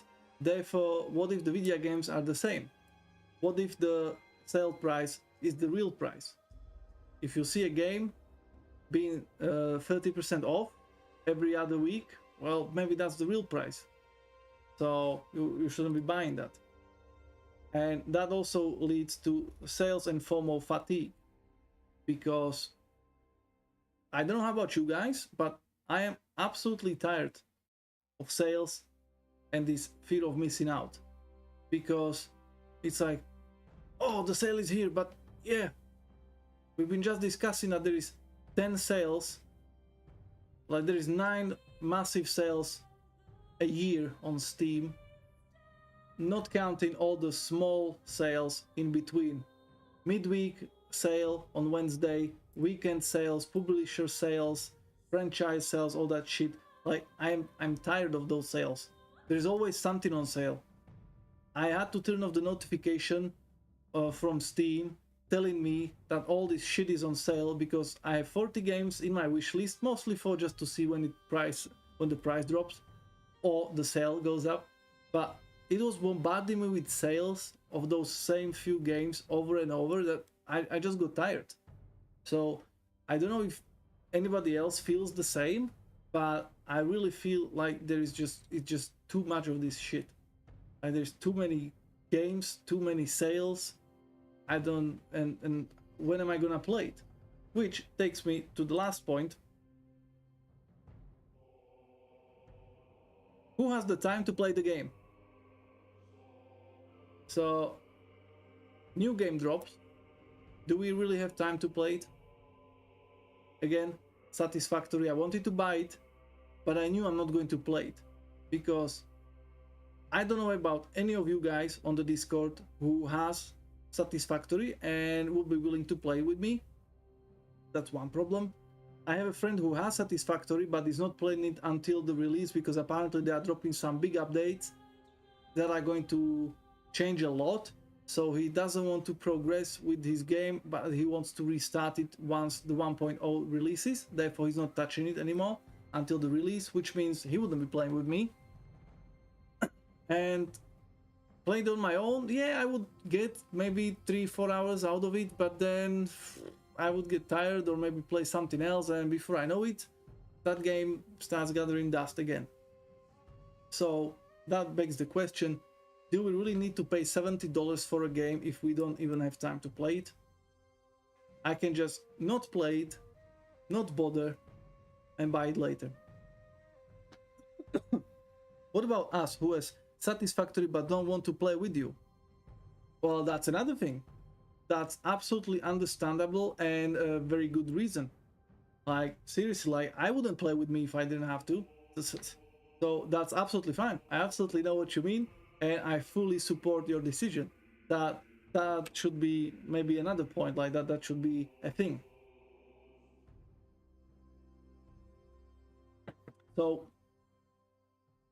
yeah, I wanted to buy Ghost of Tsushima piece because it looks like a really good game. Although I've seen some reviews and there is a lot of copy-pasted bullshit, as is usual for these kind of games, but still the story and the combat and everything looked good enough for me to tell my brain that it's okay, yes, there are some copy-pasted bullshit, I can just skip it and just deal with the main story and the mechanics that I actually enjoy and, you know, have a good time. But then I've seen the price tag and I'm like, what if I don't like it as much as I think? And I won't be able to refund it. What if it's not really as good as I thought? What and you know, I start thinking that I still have enough games. I just installed Wolfenstein Old Blood, which I really wanted to play. Took me 6 years of owning that game before I really felt like I really want to play and finish that game. Maybe even try to 100% it, although I don't think I will be able. So, by the way, I finished Old Blood and now I'm just trying to do all the achievements that I can. Although I'm not too sure if I can do the challenges, but I'll give it a go. So, yeah, I didn't buy it. And by the time I remember Ghost of Tsushima, maybe it will be on sale and it will cost $20. And I'll be like, you know what? I have time and I have 20 spare schmackaroonies to buy it. Therefore, who has the time to play the games and buy them for the full price? You don't own the game though? Namil, it was on sale. Why didn't you grab it? Maybe it's still on sale, we can have a look. So just to sum it up, developer is running a company, therefore that needs to be paid for. He needs to cover the costs of everything that goes into creating a game. Hopefully the profits will also help financing the next project, because unless you get finance from somewhere, you know, those game sales needs to fund your next project if you want to be a successful developer. And then also you need some money to upgrade, to make some upgrades and upsize. No cash this summer, living on savings. Oh damn, son. Damn! That's rough. Well, but hopefully you'll get somewhere. By the way, what about the voice doctor?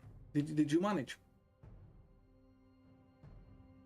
So this is the reason why the developer needs the price of a video game be as high as possible, because he needs to cover all the costs and hopefully upgrade for better engines, better computers, maybe employ upsizing. That means employing more people, therefore next time they can create a better game faster with less bugs, less issues and everything.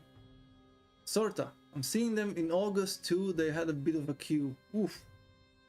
That sounds like the doctors over here. Like, I got 2 doctor appointments. One is in August, another one is in September, because that's where they could put me like the soonest. And I even told them I'm an Inquisitor and still didn't help. Oh, and playing profits. Right. I forgot about the playing profits. Like, everybody works for profit.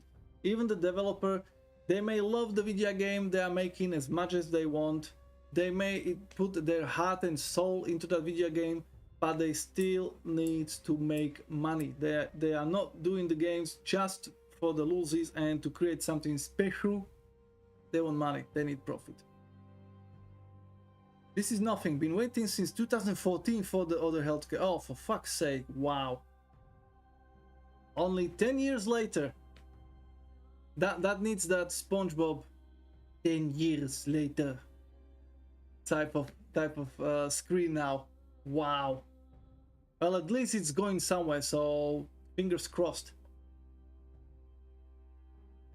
So there we go. So highest price possible. Veronica, sorry, I have to turn you off for a moment. So highest price possible, Got my first visit in December last year, but just to tell me that it's less than 2 years left. Wow. Ridiculous. I thought it was just over here. Now, the sellers, also they are running a company, so they need to cover the costs. They also need to upgrade and upside. Just remember how Steam looked like when it released? It was absolute shite. It was just Gabe and some 3 croonies in a garage created Steam. It looks like shit. It worked like shit. It was crashing. And look at that. With all the money they got, they upgraded and upsized. And also, they need to make profit. You love that old look? Me too. Although I don't remember it anymore. But I know that when they changed for this new one, I'm like, oh, this looks like shit. But at the same time, it's maybe just the usual we hate change mentality. So they need to max out the sales by any means. Oh shit, the Steam skin. Okay, I don't want to... It's bad for today, but the theme is super neat. Okay, let's have a look. Fuck it. Oh, no, I don't mean this. I don't mean this one. This was ugly. This is shit. I meant the old Steam when it was getting better. Yeah, but I don't mean this. Oh, I don't mean this much OG. Okay, this is OG. I just mean the OG-ish. Okay, that's what I mean. The OG-ish look. So that's these two sides, and the first one, the purchase needs to be justified. So if I don't feel like the game is worth $70, I'm not going to pay $70. Like Assassin's Creed Valhalla, I bought it on a Christmas sale a couple of years after the release for $12. And I think that was a good price for Assassin's Creed Valhalla. $12 is a good price. I bought Far Cry's, I think one I got on some giveaway.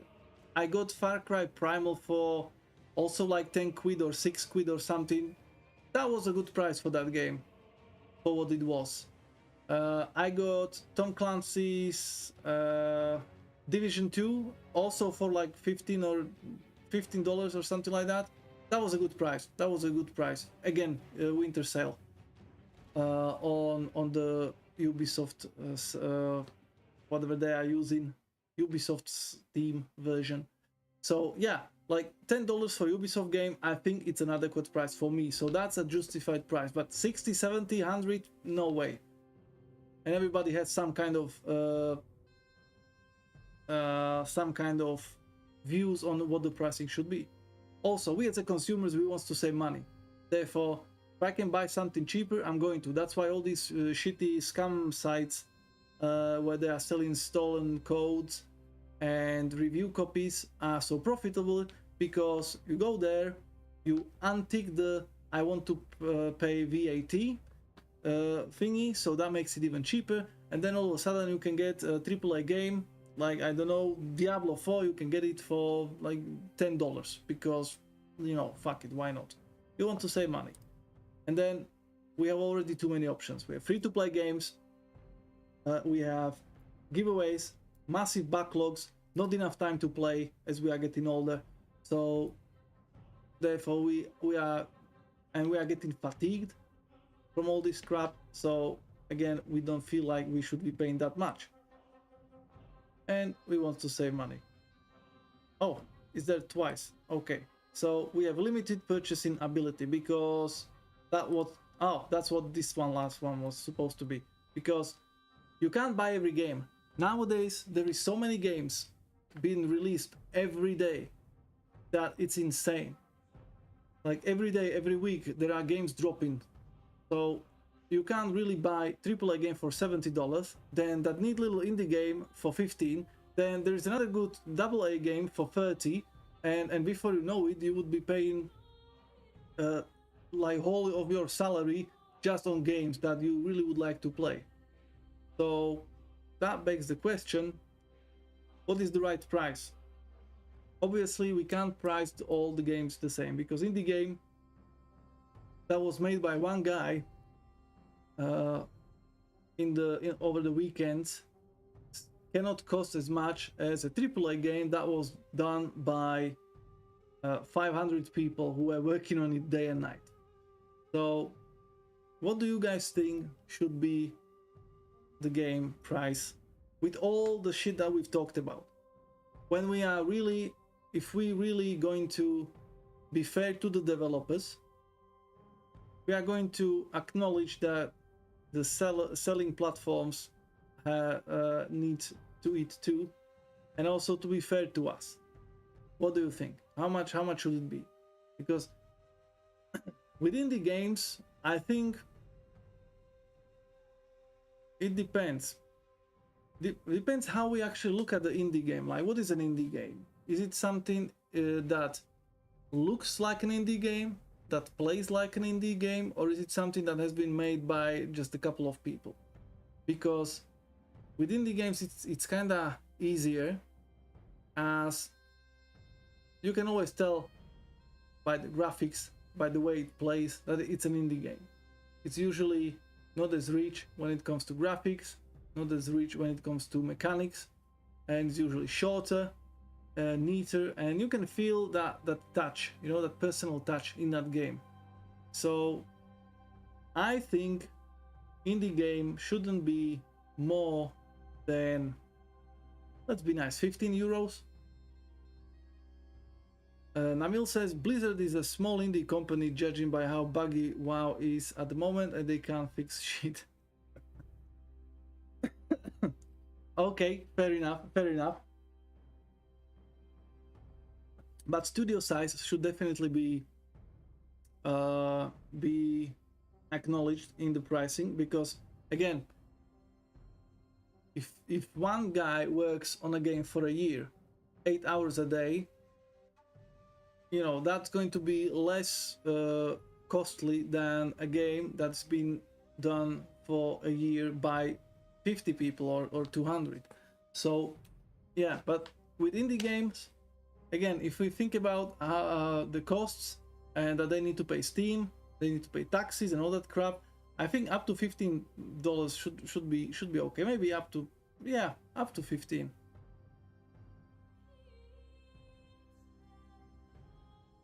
I thought it was based on investment cost, but not too read up on this, or rather project cost.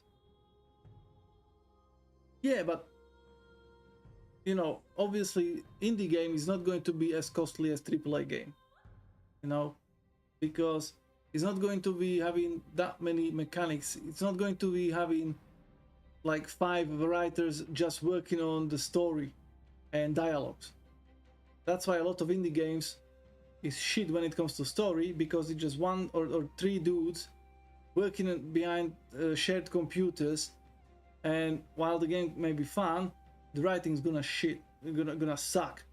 So that's why there's a lot of indie games where the story is just shit, dialogues are absolutely atrocious. Like have you been on Steam or on stream when I was doing last month's, or this month rather, demo day? Like that blacksmith thingy, that was horrendous. Like that was as if it was written by a 12-year-old autistic orangutan. Like it was bad. And that game shouldn't be priced 15. Like I would pay for that game maybe $5. But again, that's just me subjectively thinking like, oh yeah, that game is definitely not worth more than $5. But if you take the costs and how much Steam takes and everything, maybe a price tag of $10, $12 would be actually somewhere in the ballpark of, yeah, that's a price that the developer can actually cover its cost and everything. That looked to be a level below indie. Indeed, like these days anybody can be a game developer. So, and that's another thing that is also going to be affecting the price, because there is just too many games, because everybody is a game developer these days. Look at me. Because you can literally just put shit together and sell it. But so how much do you think the indie game should be? How high should it go? Like, what should be the price point? If I remember correctly, Magical said $10 for an indie game, and I'm going to agree with that,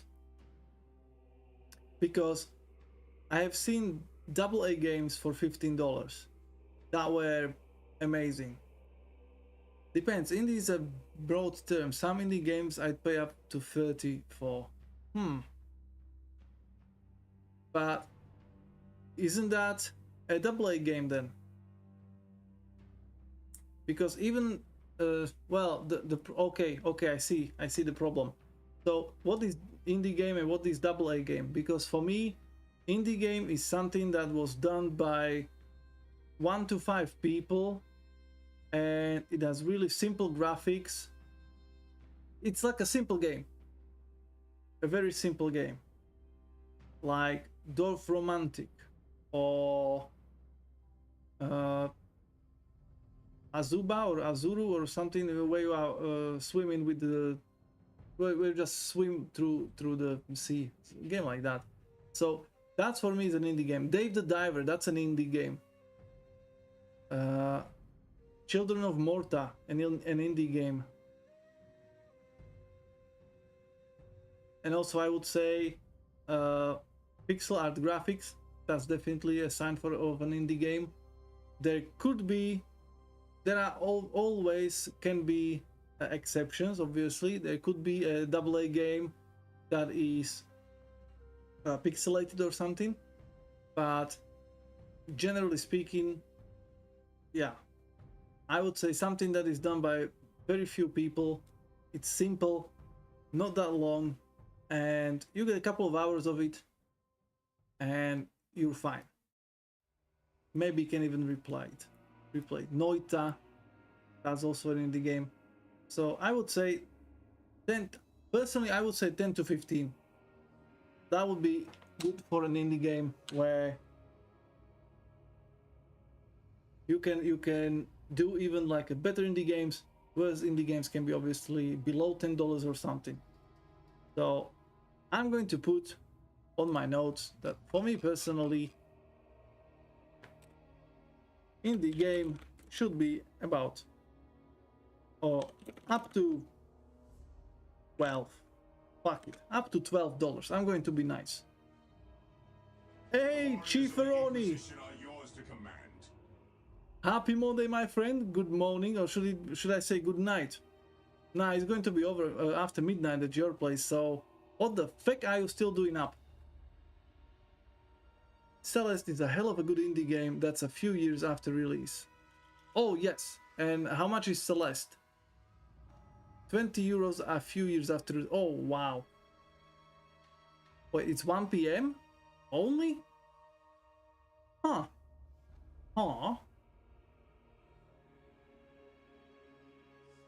I thought you are in front of us, not behind us. So you just want, so, okay.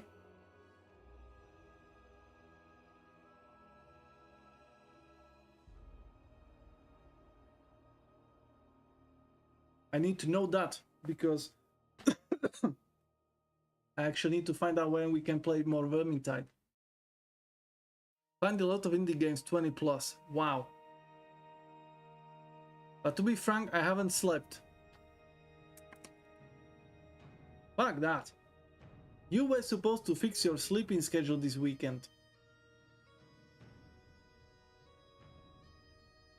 Yes, exactly. Sleep is important. Sleep is the most important part of the fucking day. How many times do I have to tell you guys? Go to bed on time. Keep regular sleeping schedules. Go to bed on the same day, same time. Wake up at the same time.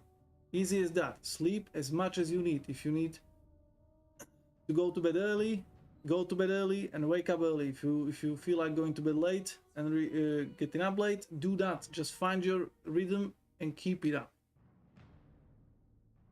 You tried? Well, Chief, you know, this is not a channel where you would be getting, you have tried, good effort kind of trophy, you know, participation trophies. We don't do those. In here, we need raw data. We need examples. We need, fuck, what's the word for it? We need results, okay? So you just trying, not good enough, not good enough. Shame on you, Chief. Shame on you. You should have tried harder. And if that didn't help, then maybe you should even try harder than hard. Like, oh.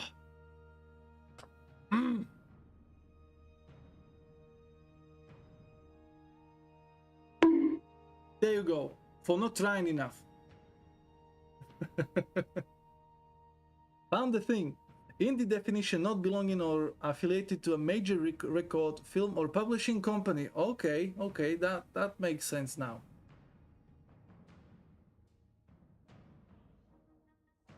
But in that case, Nabil, if we go by that definition, then it's really hard to price an indie game, because nowadays an indie game company can literally take Unreal Engine and create some really well or good looking game, and then it would be hard to say, well, it's an indie game, so let's just give it $10 and, you know, call it a day.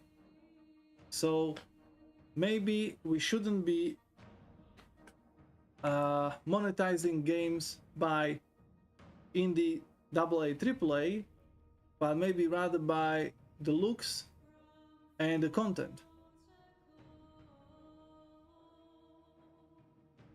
Disco Elysium is classified as indie, which costs 40 euros. This is weird, brain hurting. Yeah, fuck. Yeah, if Disco Elysium is... Oh shit. Yeah, that would be an indie game. Okay, so games need to be priced by the content, because when you think about Disco Elysium, there is a lot of text. The game mechanics, it's like a huge story. I can imagine a script for Disco Elysium being like this, like 1,000 pages long or something. And then also the voice acting and the art and the game mechanics and everything. Okay. Okay, Chief, thank you so much. Although you shouldn't be going to bed now because it's 1 p.m. So now we're going to fuck up your sleep schedule even more. Disco Elysium sucks ass, by the way. Wow. Wow, there we go, guys. Disco Elysium sucks ass, so I would price it at 3 euros.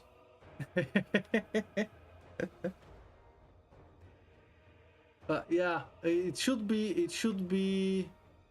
oh shit, that was not supposed to be that.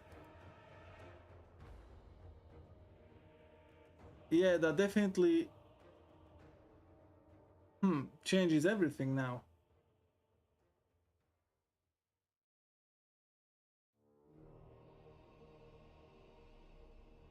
So when we look at this, again, look at this shit. Haven't we been just talking about this bullshit? Publisher sale, again, up to 90% off. Okay, so what's on sale now? Hell Let Loose, Overcooked. You see, this is in my wish list, so 30% off. Again, not a bad price for this game. Luckily, I know I won't be able to play it, but look at this crap. People still playing Worms? Wow. Ship of Fools. Shit of Fools.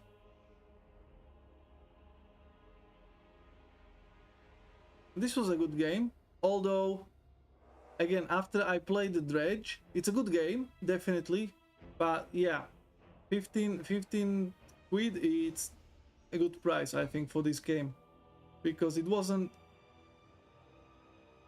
Yeah, 22 is a little bit too much for what it gives you.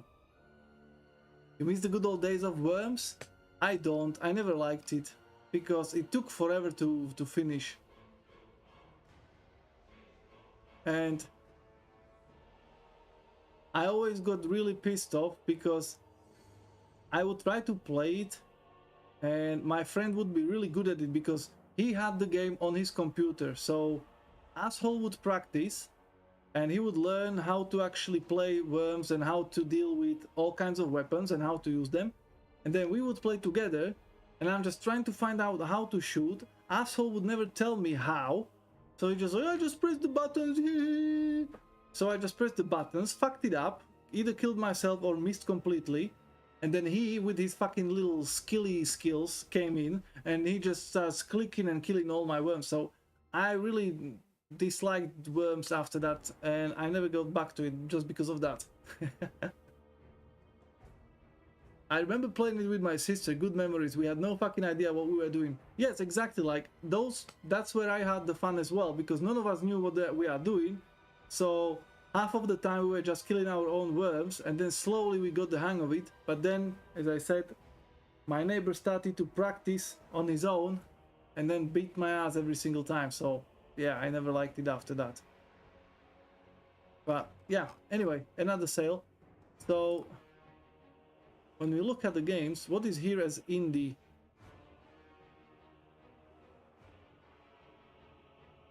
Rust is indie. Well, Euro Truck Simulator is indie. Wow. Although could be, but it's only 17 quid, and that's you see, an indie game for 17 quid with that graphics and what you can do. Yeah, that's a good price. So yeah, I think we need to go by pricing the games by whatever they are giving you. You see, Satisfactory still on sale, 14 quid for all this. I think that's a steal. I think 30 quid for Satisfactory is a good price.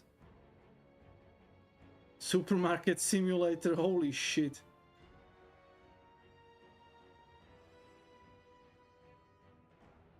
Blade and Sorcery, that's a VR game, so I have no idea.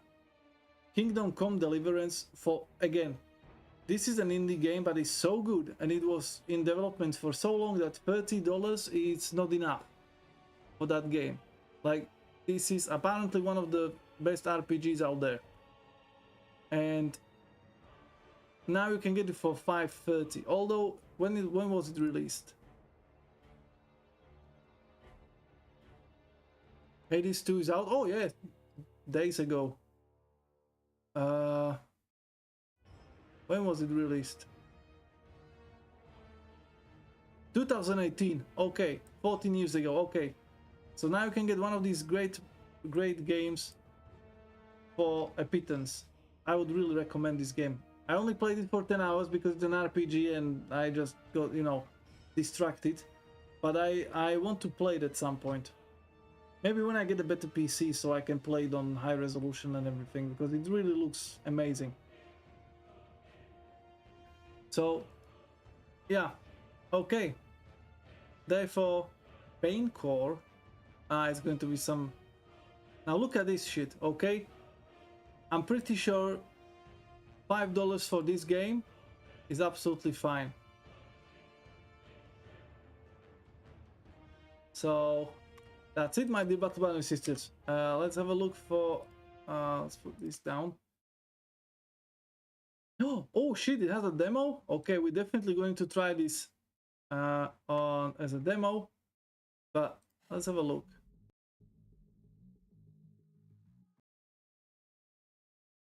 Oh, maybe not.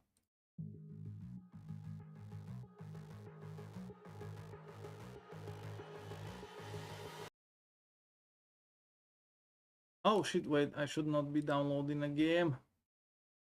Should not be downloading a car. Okay, let's give it a go again.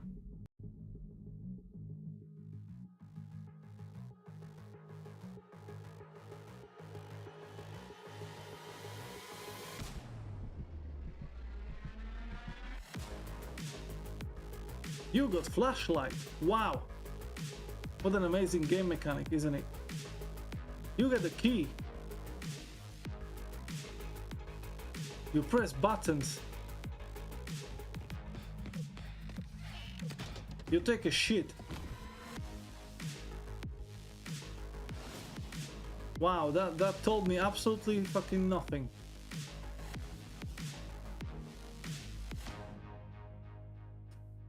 Some room, but with an added monster. Yeah, it didn't really. Survival horror game mixes permadeath, AI monsters, and co-op experience up to 5 players. Try to escape and don't get caught, but they don't only hear your steps but also your voice. Ah, so it's one of those. Yeah. Okay, so 430. Yeah, for an easy game like that. Yeah, definitely. Kingdom Come was great. Loved the feeling of really being a lazy blacksmith kid, not being able to fight of a rabbit even. Oh, escape room you meant. Yeah, it looks like that. It absolutely looks like that. I thought it would be like a single player game. But yeah, like this is not something to get excited about. Like there is fuckload of games like this. So yeah. Yeah, whatever. Okay, anyway, so that's the end of the discussion, I think.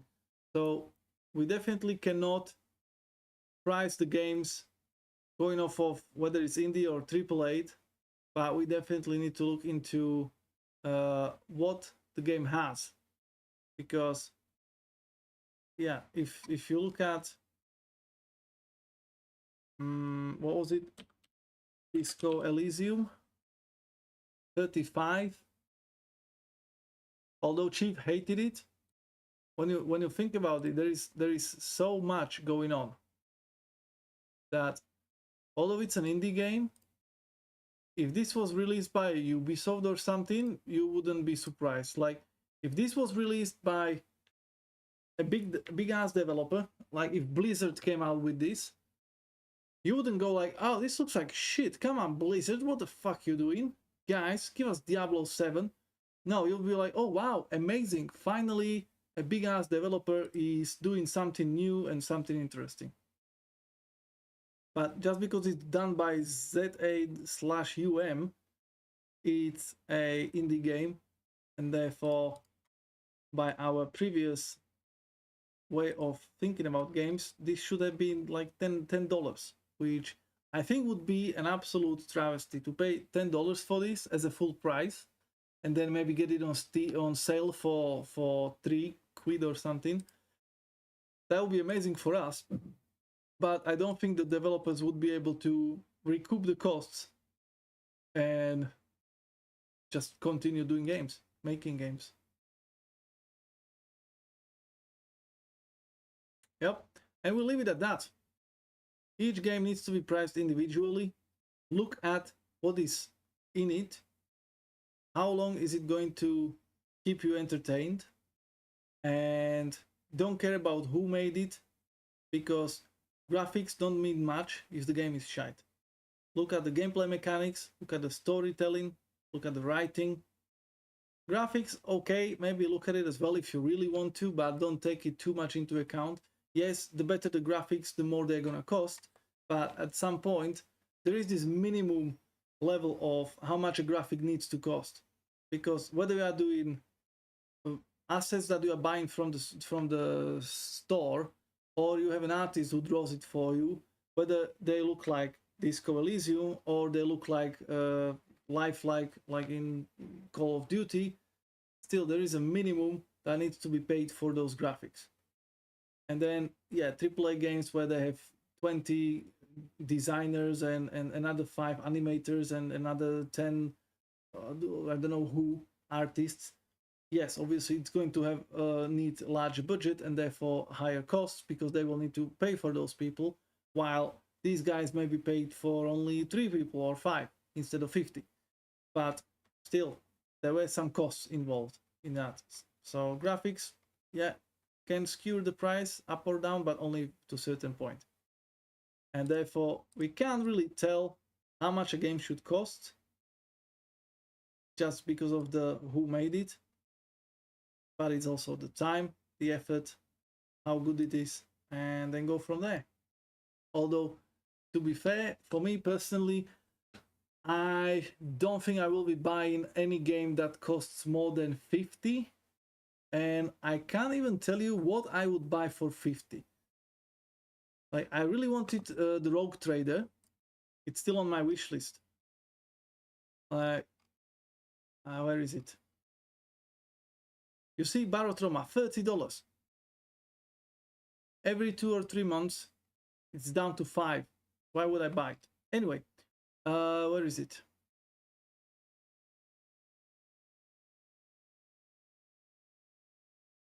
Oak Trader, 42. I love Warhammer, and I really wanted to play this on stream just to show it and everything, but £43, a lot. I'm pretty sure it's worth the price, but yeah, this shit 55, like fuck off. Like I'm unfortunately I'm not paying $55 for, you know, for this game. Like I would love to stream it. I would love to stream it for you guys to show you if it is good or bad or whatever. I would love to review it along with the any 40k game, but unfortunately until this shit drops down to like 30, then I'm out. So yeah, sadly we'll have to wait before we can play it on stream. So we'll play some other games. We'll play Warhammer Quest or some shit. Hola Carlos, welcome back. Namil, no, I don't pirate games. I made a decision a couple of years ago. I do not pirate games anymore because it's not worth it. Because I used to... Oh, the cat is alive. He was actually inside. Wow. That's a new one. Like, my cat hates being in closed spaces.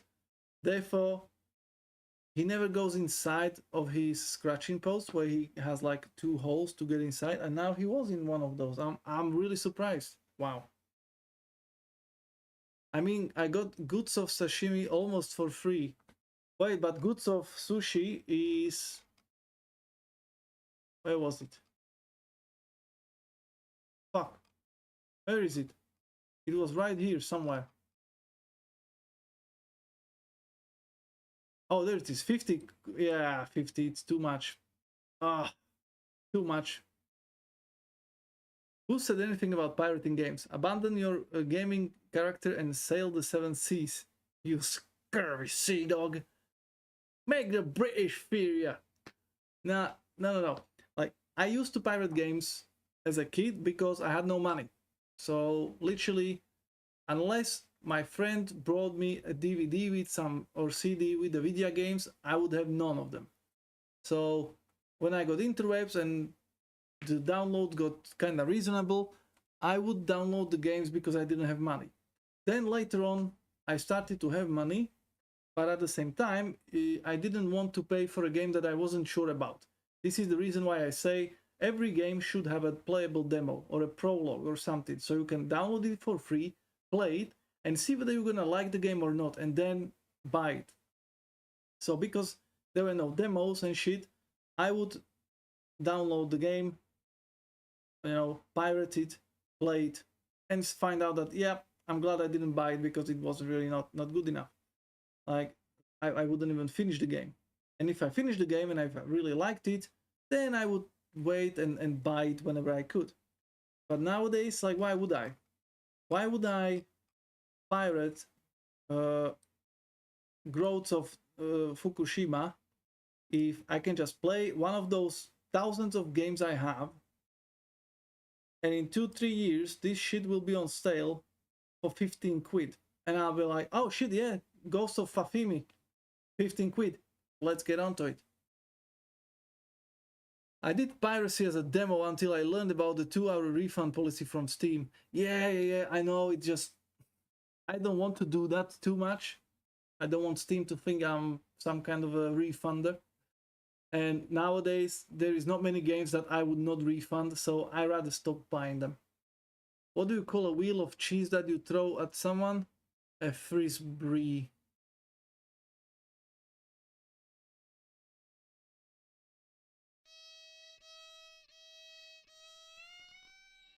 A comedy has died today, my dear battle brothers and sisters.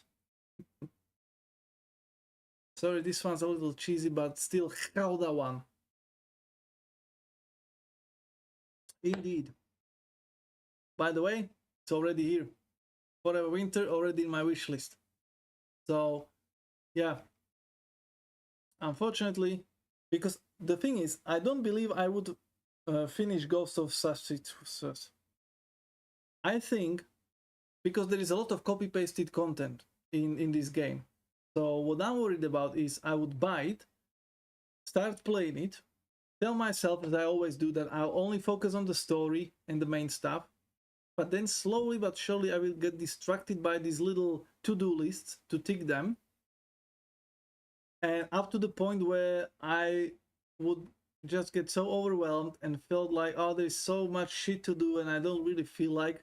So then slowly but surely I would start feeling like I don't really want to play the game because there is just too much shit I have to do and I don't want to. So I'll slowly start gravitating towards some other game, up to the point where I'll just realize, oh, I didn't play Ghost of Fafliki for the last 6 months, so let's just uninstall it. Maybe I'll play it sometimes later. So that's why I don't want to buy it for this much money. With Rogue Trader, it's an RPG. Again, I'm kind of worried I will not finish it, so maybe I should stream it. Wait, what? 130 hours? Space Epic? Wow. I barely can keep up with the 20 hours long game. Now this is 130. Space Marine, I finished the first one twice already, so I'm pretty sure I will finish this one, but the $55, and especially hearing that the main writer for this game, it's just one of those woke retards who pushes his own views and agendas into everything, and Warhammer is one thing where agendas have no space, literally, because it's all about xenophobia and hating everything else except ourselves. So it completely goes against everything that Warhammer is about and everything that Warhammer is showing. As I always say, Warhammer shows the worst in humanity as a mirror to us, so we can realize and stop doing shit before it gets to that point, like in Warhammer universe. So yeah, I don't need anybody else giving me anything more like that. That's plenty of shit to think about as is. And then all these other games like Selaco is just a shooter, so again, I'm not really paying $20 for that, for just a shooter, although it looks great and I'm pretty sure it's well worth $20, but you know. So most of these games that I have here are only here as a reminder that I was interested in these games at some point, and maybe sometimes I'll buy them. Again, Blasphemous 2, I'm pretty sure it's worth 25, well, maybe not 25, maybe about 17 pounds, but I first need to finish the first one and then I will be looking at the second one. Thonk? What about the thonking? I did a lot of thonking already. This game, I'm just waiting for if it ever leaves early access, because they have been remaking it like 5 times already and it looks awesome. But I need to be sure that the game will be finished, because right now the story is not finished. If the story was finished, I would buy it already, but it's only a couple of levels, so we'll see how it goes. Baldur's Gate, again, well worth $50, but again, it's a good game. It's not as groundbreaking as people say, but it's still a good game. But to me, maybe like 30 quid. That would be okay. This one, it was funny. Like I know it's a horror game, but I didn't have so much fun with the horror game as I had in here. I was literally laughing my ass off a couple of times when I was trying the prologue. So yeah, I definitely want to buy this game, but as a comedy, not as a horror. So that's that. Yeah, these prices, some of them are correct. But then again, it just comes down to the personal, can I actually afford it, and can I afford to spend time playing those games? Because as you can see, I have 40 games in wish list, and who knows how many more in the library. And therefore, I'm pretty sure you guys are the same. Like, who needs to buy games for that much money when we still have all this shit to get through? Like, literally, I have a backlog like this, and this is a backlog that I made where I thought, yep, I really want to try and play these games, you know, and finish them, finish at least the main story, and I couldn't. This is all I finished in my all those years I owned games. These are just these few are the games that I actually finished. I literally got to the end game credits. That's 71 games that I finished. And okay, 18 extra. These ones were also reviewed. So that's 70, 80, 90, let's be nice. 90 games I finished. 34 that are absolute crap that I'm never going to finish. So fuck those games. So kinda you can say that these were finished as well. So that's another 32. These are good for stream, and there are also will not finish, and these games were just shit. Like, for some reason they just sucked major ass at some point, and I'm not going to finish those. So I would count that as well. So I only finished about 70, 90 games are finished, and I played 40 extra that maybe I would. 90 games? What? Games. Games. Games. Games. Namil, maybe you need to also see an ear doctor. Because your hearing is... That's boring. You're boring. You and your 90 games. Games are all we're talking about today. Why would I just switch the topic all of a sudden? Anyway, speaking of switching the topic, I think that's all for today, my dear battle brothers and sisters. Oop, let's get that out of the way, because that's all I had. So today, as is usual for our talking streams, we are going to go a little bit shorter, but it's okay because it's already getting too hot for business. So I need to go and take a shower. I need to go and take care of the cat and then go to bed, because unlike Chief, I know the sleep is most important thing, and therefore I'm going to get enough of it. Because this week I'm actually trying to wait. When I wake up, I'm trying to actually do stuff in the morning.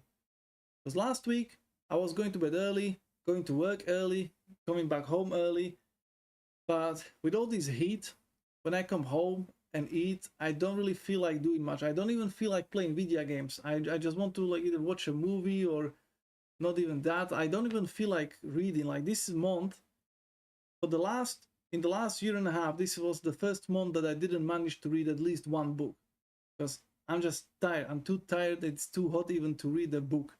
So I'm kind of sad about that, and I want to. I'm giving myself the rest of the month where, okay, if I don't feel like reading the book, I'm not. But next week, next month, I need to catch up. I need to finish the book, because it's a good book, and then I need to do another one. So maybe I'll pick up something lighter, you know, something that has less pages, so I can have a good feeling that, yep, I finished 2 books in 1 month. So that's it for today, my dear battle brothers and sisters. Thank you so much for joining me and sharing your thoughts in the chat. Much appreciated. And we'll be back next Thursday, which will be the 27th. And you know what? We'll be doing one last gameplay of Wolfenstein Old Blood. I finished the game on my own off stream because for some reason I just really enjoyed it. Like I enjoyed it as much as I enjoyed the original Wolfenstein, so it was nice to come back to it for a short while. But I am trying to 100% that game, so there is still a little bit. Oh, what was that? Oh, Namil just dooting at me. How rude. So I have a couple of these still left. What are they? Now I can't see it. Oh, it's in the backlog, right.